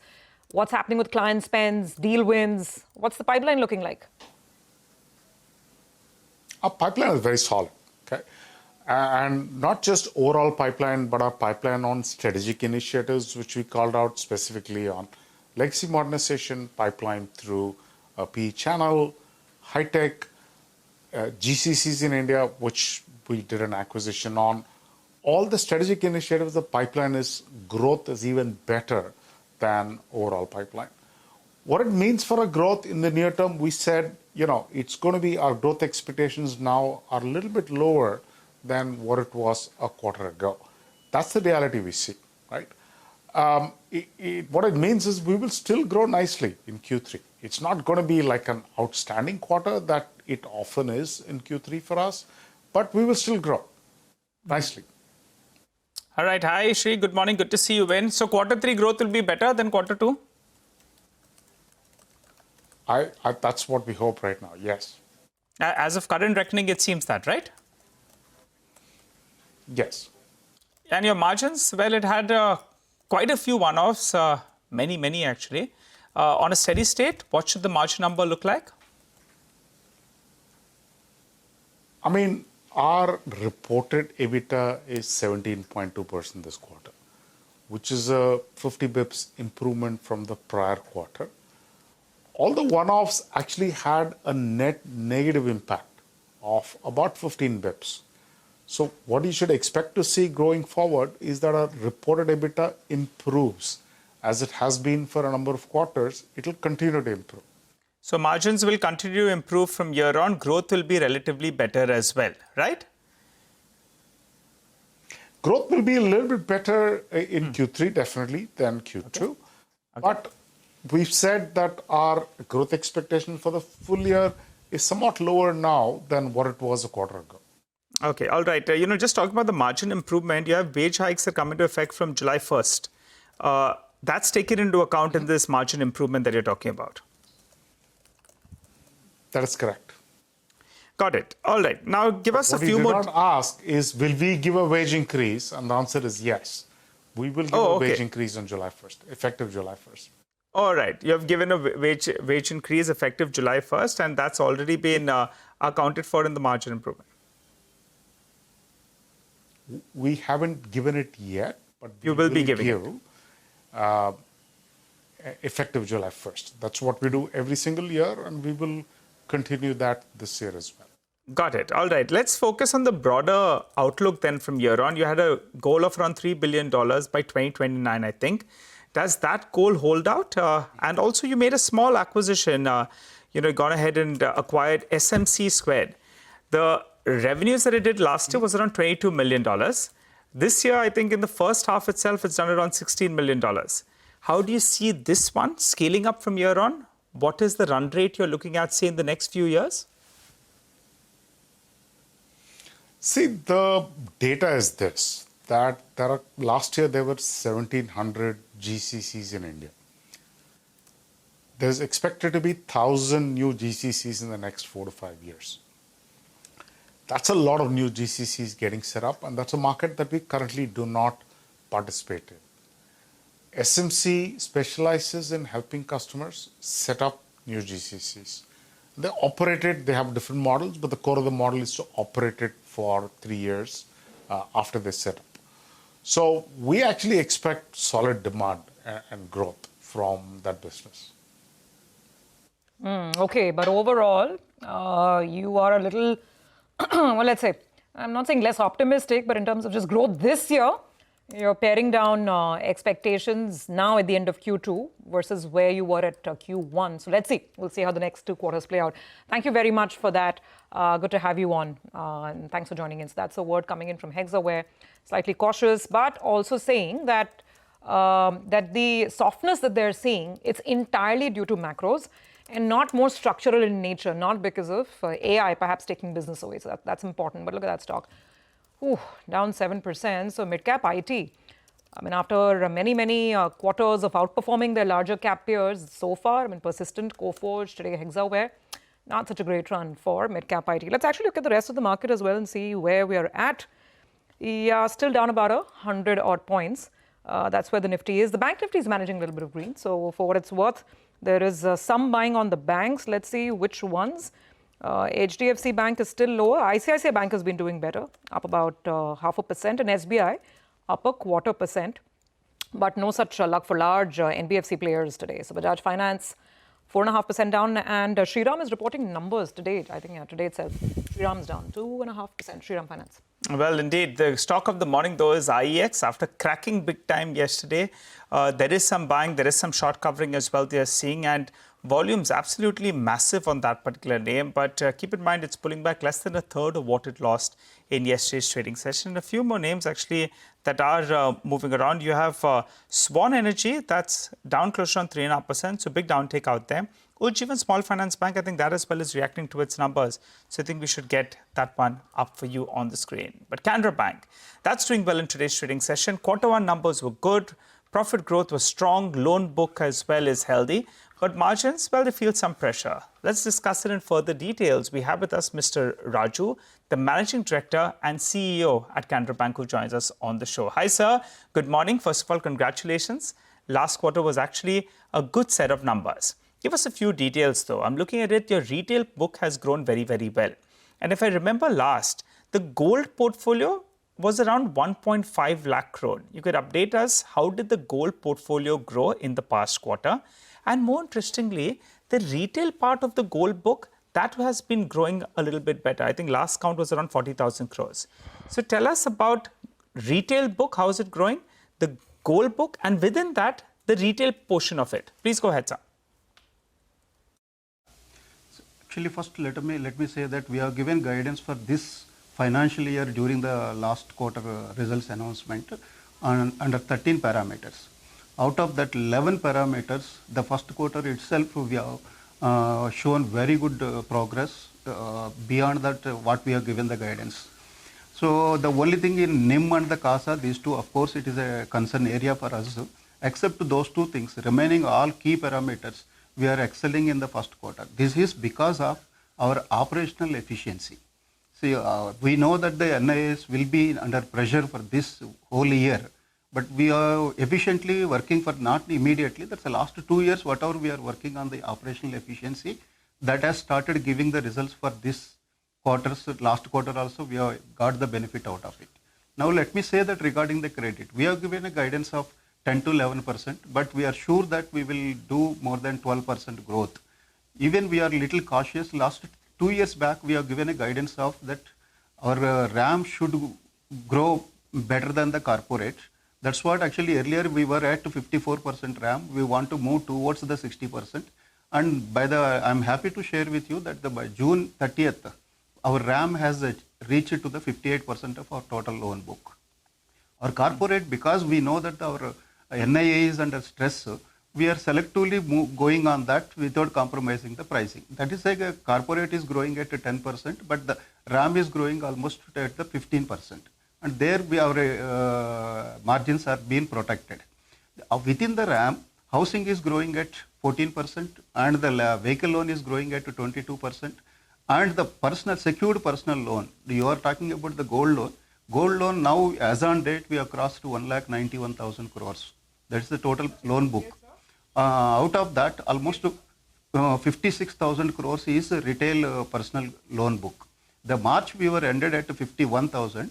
Now we are at 56,000 in the secured retail gold loan product. Of course, the secured retail gold loan product is contributing to us majority in that, but other parameters like a housing loan and vehicle loan are also beating the market. That's why our growth in the RAM credit is almost 32%, 33% in the year-on-year basis. Right, so I wanted to get that point out of the way because, the retail gold portion was missing. So we've got that number 1.9 lakh is the total gold portfolio and retail's around 56,000, which has been growing very well. Got that, sir. NIMs in the near term, they'll be under pressure. So for Q2, do we see it go a little bit lower, say a sub 2.5%? But what kind of a recovery are you factoring in Q3 and Q4? Can it end the year closer to around 2.7%? That's on NIMs. And on the ROA, that's done quite well, 1.1%. But a couple of brokerage notes are saying that it's run its course now. It will not expand from here. Where is it headed? No, first, let me speak on NIMS, sir. The NIMS, whatever it is, the current, this 1st February, there is a rate cut, April, there is a rate cut, and June, there is a rate cut. These 3 rate cuts, we have a 45% of portfolio is linked to the RLLR. Because of that, we have to pass it on to that 100 basis points. We have passed it on to the customers immediately within 1 week of announcement of the RBI. Due to that, our yield on advances has come down 36 basis points from 8.83 to 8.47. But whereas we cannot pass it on this burden on the depositors, on existing depositors, because you are supposed to pay whatever you have agreed the deposit rate till the contract is expires. Our cost of deposit is still maintaining at 5.74. We reduced our deposit rates only on the 9th of the June after latest MPC announcement, 50 to 60 basis points. That benefit we will start yielding that in this quarter onwards. Of course, with this present scenario, the stress will continue in the second quarter also, but I see that there will be a little uptake will be there in the third and fourth quarter, subject to if there are no more rate cuts are there. But if there are, again, we are hearing from various corners that again the rate cuts may be there, but every rate cut, bank has to absorb that burden at least a minimum 6 months. So that will have its own impact. But if there are no further rate cuts, definitely we anticipate that it will be around 2.65 to 2.7. And ROA, sir? ROA, we are telling that there is no problem on the net profits. Since our net profits are comfortable, though we have given at 1.05 the guidance, we have first quarter itself 114, we have shown that. Here, let me say that everybody was worried about our PSLC income, but our PSLC income is stable, and we have earned almost in the first quarter itself 1,200 crores. And even now, our priority sector and agriculture and small and marginal farmers, we have enough cushion, more than 5% beyond the regulated requirements. That portfolio also we are going to encash it in the second quarter and the third quarter whenever we get a good pricing, because there is a huge demand in the market. Last year we were sold at only 1.7%, but this time we sold it almost in the first quarter 2.75 to 2.90. That's the demand is there. That is another avenue for us. And we have already approved some 1,200 crores worth of big accounts, 4-5 accounts in the OTS, which are scheduled for that time limits. We have given it for 90 days. So we are expecting that much recovery from there also. So second quarter and third quarter, we don't have any issue at this moment. But simultaneously, let me say that if you see the interest income, we could manage the absolute numbers without any fall because of our average advances have increased. So only the yield has come down, but absolute interest income we are able to maintain. Since our credit growth we are expecting beyond 12%, this interest income absolute numbers we will have benefit on that. So that's there won't be any effect on the net profit. So simultaneously we expect that our definitely NII, the return on average assets, ROA will be beyond our whatever the guidance we have given 105, but definitely we will be above 1.10. Okay. All right, Mr. Raju, thanks a lot for joining in, giving us that quick outlook in terms of growth. You're quite satisfied that you have given some parameters and you have outbeaten most of them in the first quarter. We'll track you to the remaining numbers for the remainder of this year. Time to slip into a short break, but you have the management of Mphasis that's waiting to discuss their numbers. The stock, by the way, is doing quite well.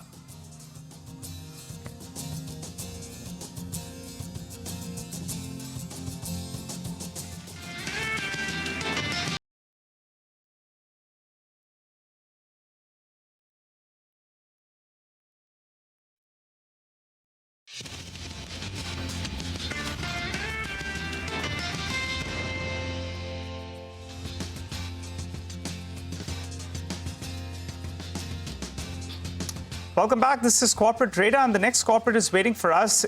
Mphasis earnings, well, they have been taking positively. The stock is up close to around 4%. We're now joined by Nitin Rakesh, the Chief Executive Officer, and Arvind Viswanathan, the Chief Financial Officer, on the show. Good morning, gentlemen, and congratulations on a good showing in the past quarter. And your commentary itself has turned quite optimistic. Now you're expecting to outbeat the industry growth by a big margin on the back of a good performance. We'll have to flip the names a little bit. Nitin Rakesh and left and right, but we'll do that. Sorry, go on. Okay, all right, we get that done. Coming across to you all, the Q1 performance itself was good. It was better than expected. You're talking about outbeating the industry growth as well, and also steady conversion of the TCV to revenue. You're saying that you'll outpace the industry growth. Do you want to put a number to it? Again, we called out kind of like a 2x to industry growth number right now, and it's driven mostly by our own order book as well as pipeline. I mean, we had a record order book quarter in Q1 at 760 million net new deals, which is about over 100% YOY, and we had 390 million last quarter. So I think the pipeline had been building up for the last 2 quarters, and we're glad that we were able to convert that into actual deals, and some of that translated into revenue growth within the quarter, as well as gives us a little bit more visibility over the next couple of quarters. So I think that's what's driving it. We are pegging it to 2x at this point. Last quarter, we had called for above industry. So I think the confidence really comes from the ability to look at what the order books holds and what the pipeline holds. What about the macros? Are they improving on ground? About a year ago, we decided that in an uncertain macro, we have to focus on the micro. What that really means is if we have the right propositions, if we have the right client needs identified, and if you take a very in-client, account-specific, deal-by-deal approach, we should be able to find a way to at least continue to grow the business despite the macro being what it is, because we can't control the macro. Coming back to your question. Last time you had said that you're focusing on smaller deals, right? Not going after the big ones, and there is enough action happening. Maybe I'm not characterizing it correctly, but my point is you're kind of sort of looking at not the mega billion-dollar multi-year kind of things, but there's enough happening in terms of smaller size deals. And we have some numbers that in the pipeline, 68% of the deals are AI related. This is AI, applying AI, sort of implementing AI, like generative AI across clients, or something else? I think when we said that we are focusing on large deals, for us, a large deal is 20 million or above. Even in Q1, we have 4 large deals, 3 of them over 100 million. I think that's kind of a very good sweet spot for us to operate in the 50 to 200 million range. And there is a bunch of deals in the pipeline even today that qualify for that. So just making sure that small deals don't necessarily mean $1 million, $2 million deals. On AI-led pipeline, this is a combination of a few things, right? As clients have gone through the last 2 years and looked at the ability to actually use AI to impact their tech and their operations, now there is a pretty strong appetite and a top-down push to make them more enterprise-wide, whether it is applying AI to get productivity, contact center transformation, developer productivity, applying AI to see how they run their operations, both tech and ops, claims, underwriting, support, production support, maintenance, IT help desk. So this is really, for us, it's more about applied tech. We're not going out there and building new LLMs because that's not what we need to do. There are enough and more available for us to apply. So this is really more about infusing an element of tech orchestration and bringing them together with people to deliver a solution that provides that value that the customer is looking for. Nitin, hi, morning. So, I wanted to come to the margin picture and what this infusion of AI means for margins. And then there are other sort of factors which maybe Arvind can talk about, which are impacting margins. You've been holding, fairly comfortably around the 15% handle. But going forward, and this is not a question only for, the next quarter, but say over the course of the next year and a half, what will this greater AI integration mean for your margins? Again, I think it's a little bit too early to tell. We are still in early stages of adopting a lot of these solutions, but there's definitely some play that gives us the ability to infuse a platform or codify our solution into a set of repeatable tools. That definitely gives us a little bit of an operating leverage that we can use to either pass back to the customer, get more competitive. So we don't need to really drop our margin to win a deal that is a $100 or $150 million deal. So that, I think that's established over the last 2 or 3 quarters, because you just called out the fact that we've held our margins quite tightly. Whether that gives us the opportunity to expand margins over a medium to long term, I think we'll address that as we get a little bit more comfortable with scaling these deals across multiple customers. Okay, that's an interesting point that you make over there. And we'll watch out for this. So if AI can actually be margin accretive, because there's a contrarian argument that if it just increases productivity, then shouldn't it drive costs lower? But on the other factors impacting margins, Arvind, I mean, general competitiveness in deals, wage costs, and the overall operating costs. Are you comfortable and confident of keeping margins here? Is there any scope of improvement in margins ex of AI? We kept our margins flat, and let's say for the quarter gone by, we kept it at 15.3, largely driven on the back of significant improvement in utilization, which kind of compensated for some amount of client-specific investments and AI-specific investments that we've been doing, right? So from a range standpoint, what we've kind of said is that we would operate between the 14.75 to 15.75% range. And we are probably right bang in the middle of that. I don't see a reason for a big change. Obviously, like Nitin said, as we ramp up these deals and as we win more, it'll be important to see how we navigate. I don't think the traditional levers are going to swing it too much. But obviously, AI would be something that would be interesting to see how it plays out from a margin standpoint. Very, very quickly, Nitin, you said about there are 2 parts: AI work, which is orchestrating AI, which is new work, and then there is using AI to do your existing work, bread and butter work. So the latter is deflationary, the former we don't know. But this agentic AI, you think it'll impact AI orchestration work itself, because you'll have these AI agents orchestrating all that? You think it'll be a big disruption very quickly? I think to us, the value stream of AI actually cuts across. If you look at the stack that the enterprises need to build, and there's definitely an AI engineering element to that, we are actually calling it the Mphasis AI Superhighway as a solution. What that really means is you need to create an environment where you have the ability for an enterprise to be able to offer these services to the internal users, for them to be able to build AI applications on top of. So I don't think that can be disrupted by agentic AI, because that's an engineering exercise. It can be done efficiently using AI agents, but it requires an element of design, it requires an element of governance, and an element of execution that cannot be fully automated using these agents. Applying agentic AI or generative AI to existing solutions, you can call it deflationary, but I think the way we look at it is that it's unlocking deals that were probably not conducive to ROI because they were either too expensive, took too long, or had too much risk. So it's actually opening up a new addressable market, even in existing book of business. All right, Nitin and Arvind, thank you very much, both of you, for joining us. Good speaking with you guys. Shorter conversation, but very useful as we continue to track IT numbers and IT results. Let's talk about the big story from yesterday, which is IEX, Indian Energy Exchange. The stock sold off 30% yesterday on the back of market coupling, which now is a reality. But today, it is making a comeback. It's up about 10-11% or so. We have the management joining us now. This is a CNBC-TV18 exclusive. Rohit Bajaj is Joint Managing Director at IEX. Mr. Bajaj, great to have you with us here. Thank you for doing this. Lots of questions I'm sure that you understand investors and markets overall have. And we'll talk about your operational performance and your sort of road ahead for FY26. But you'd understand I'd want to start with the market coupling story, sir. Straight up, if you can tell us, will you approach the courts to try and get a stay in terms of implementation here? Hi, morning. So, bit early days to comment on that, but let me quickly try to rephrase what is there in the order. So, CRC issued order for implementing of market coupling for day-ahead market on 23rd July, day before yesterday.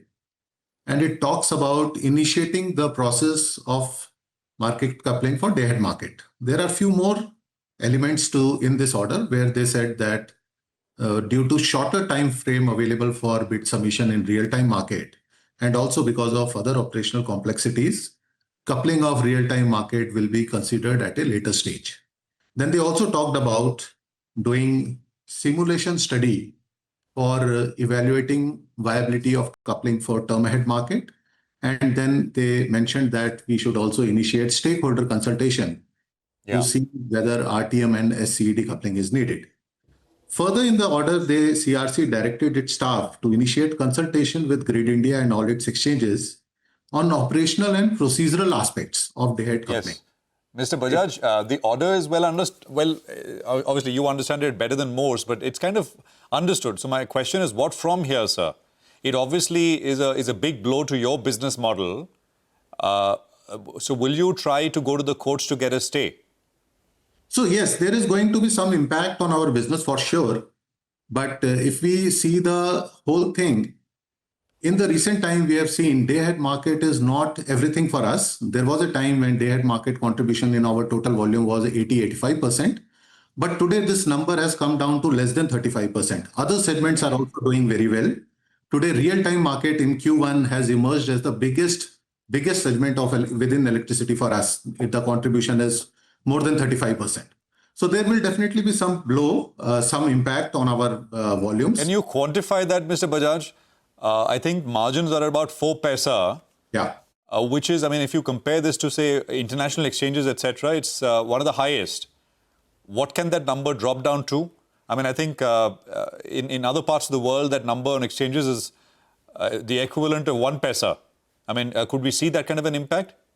So some global exchanges, our numbers are high because their volumes are very, very high. They are trading almost 8 times or 10 times volume than what we are trading. Their margins are less. But there are some other exchanges like Australia, Singapore, and some other smaller exchanges where the margins are similar. So we are not charging margins which are very, very high. But as I mentioned, since this coupling is going for day-ahead market, which is going to be, or which is today almost 1/3 of our total volume, there would be some impact for sure. But this is not going to be huge. But Mr. Bajaj, sorry, if you could allow us to come in over here. Yeah. Let's go step by step, right? The order right now impacts the day-ahead market, which, like you explained, is now under 40% of your business. Yeah. But the order is also talking about launching experiments and eventually extending this to the real-time market and also to the term-ahead market. So that impacts all the three, different products, right? So can you tell us what the impact will be now? What is already in print, unless it's held up in courts, is the day-ahead market. So for that, I think you mentioned 30, if you could just repeat the figure. Day-ahead market is 37%. Based on that, what is the impact? Yeah, so the order says that real-time market coupling will be considered at a later stage. So they have highlighted certain issues. So for us, there is no reason to believe that it will eventually be implemented. It will be considered. Various stakeholder consultations will be done. All the complexities will be highlighted and then it will be decided. It is not decided as on yet. So what order says is the day-ahead coupling is what they have decided today. Lot of work is required to be done. They have given the timeline, which is January 26. But we believe since the technology is not clear from where the technology will come, it has to be a common technology.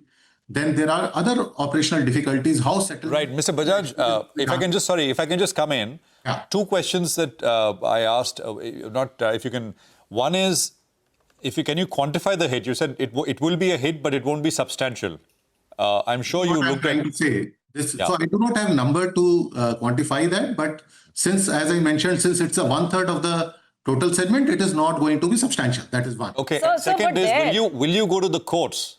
I didn't get a clear answer. So that's, as I said, it is little early to comment on that. We are analyzing the order and we would be able to say anything in due course of time. We'll wait for you to form a view on whether you need to take the legal recourse or not. But for that 1/3 of your business, I'm sticking to the day-ahead segment. Yeah. What can be the loss in market share? How quickly do you think, do you see volumes shifting immediately?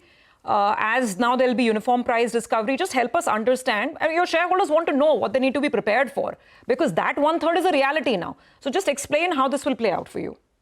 So on the 1/3, if that happens, then there is going to be a competition. And So why if? Whosoever is... That's the clear CERC order. Unless you're going to court, there's no if there, right? So my if is pertaining to the timeline, whether it happens in January or a little more time is needed. Okay. So whenever this happens, there would definitely be going to be more competition, number one. And whosoever is able to provide better services would gain in the competition.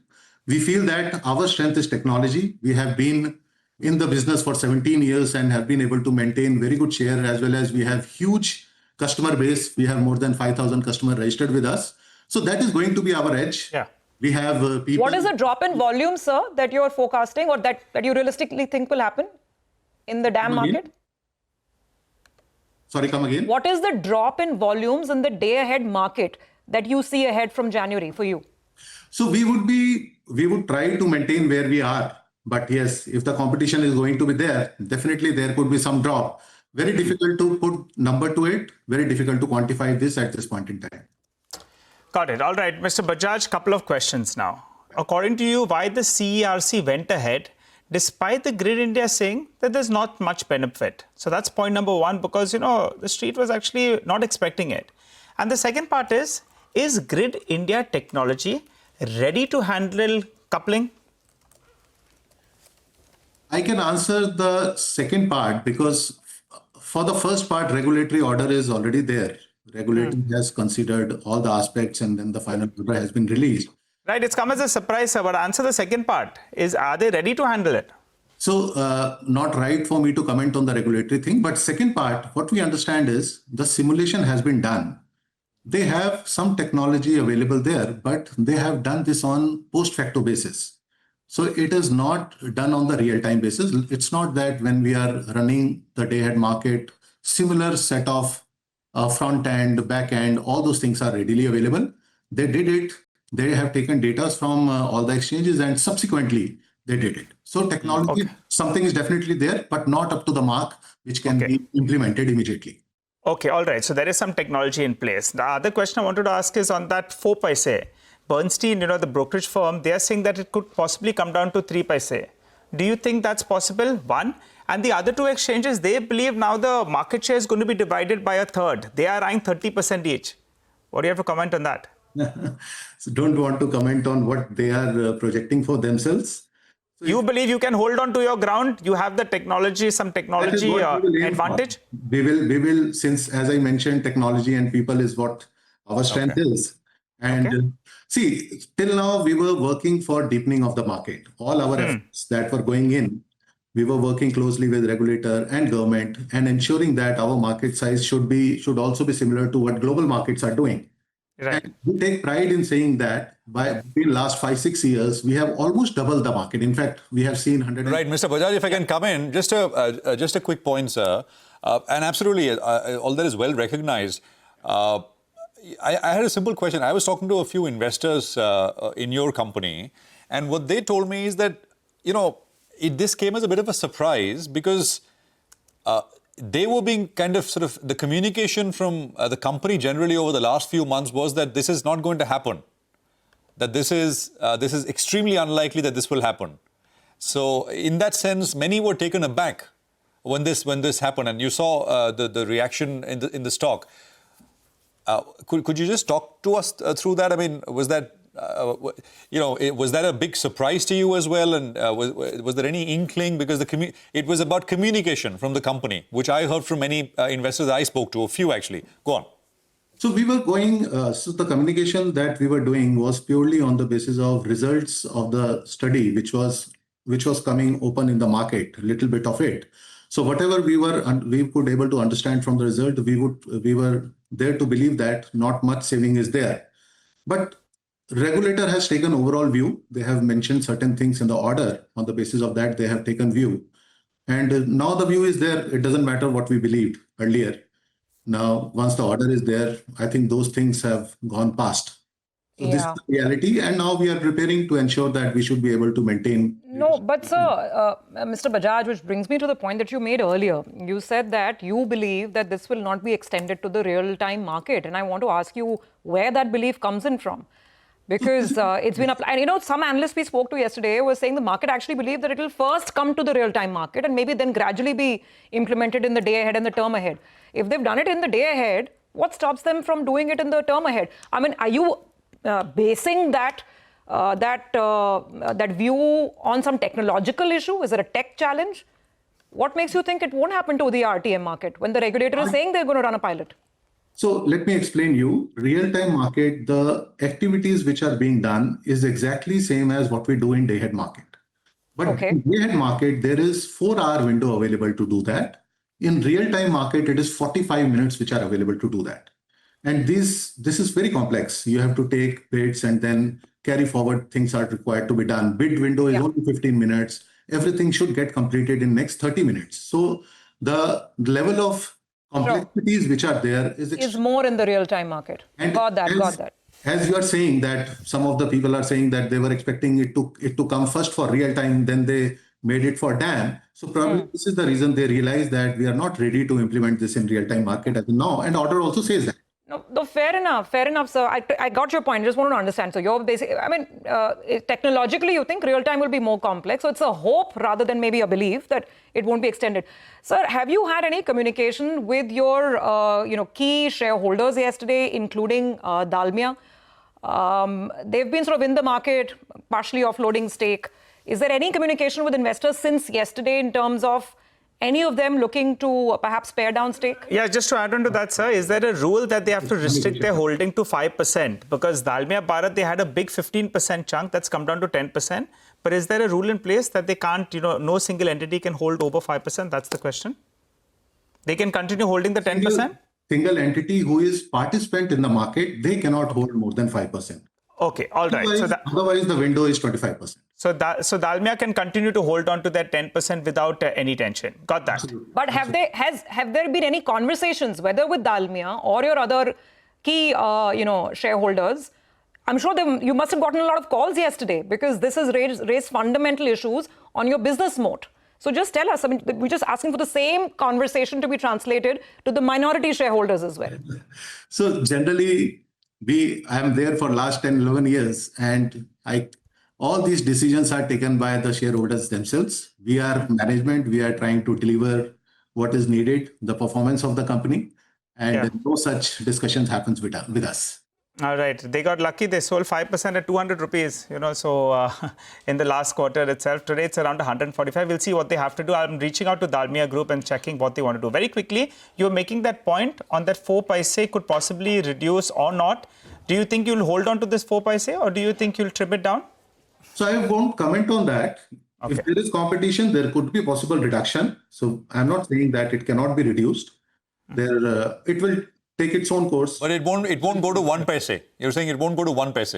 At this point in time, I don't believe that it can go to that level. Globally also, the charges are reasonable and it is around that in the smaller exchange. And let us not compare ourselves with somebody like Europe where the volume are 10, 15 times. Okay, Mr. Bajaj, we'll leave it there, sir. Thank you very much for joining us. And I really appreciate you answering all those questions and staying with us over the last 10, 15 minutes or so, taking those questions. We'll wait for whether you'll go the legal route to try go to the courts to try and get a stay. Appreciate you joining us, and we'll speak again. We'll take a quick commercial break here. Come back. It's the economy on the other side. Lata in conversation with Somikanti Ghosh of SBI, Bhavesh Jain of TransUnion Sibyl, as bank loans to MSMEs have surged in the first quarter. Stay tuned.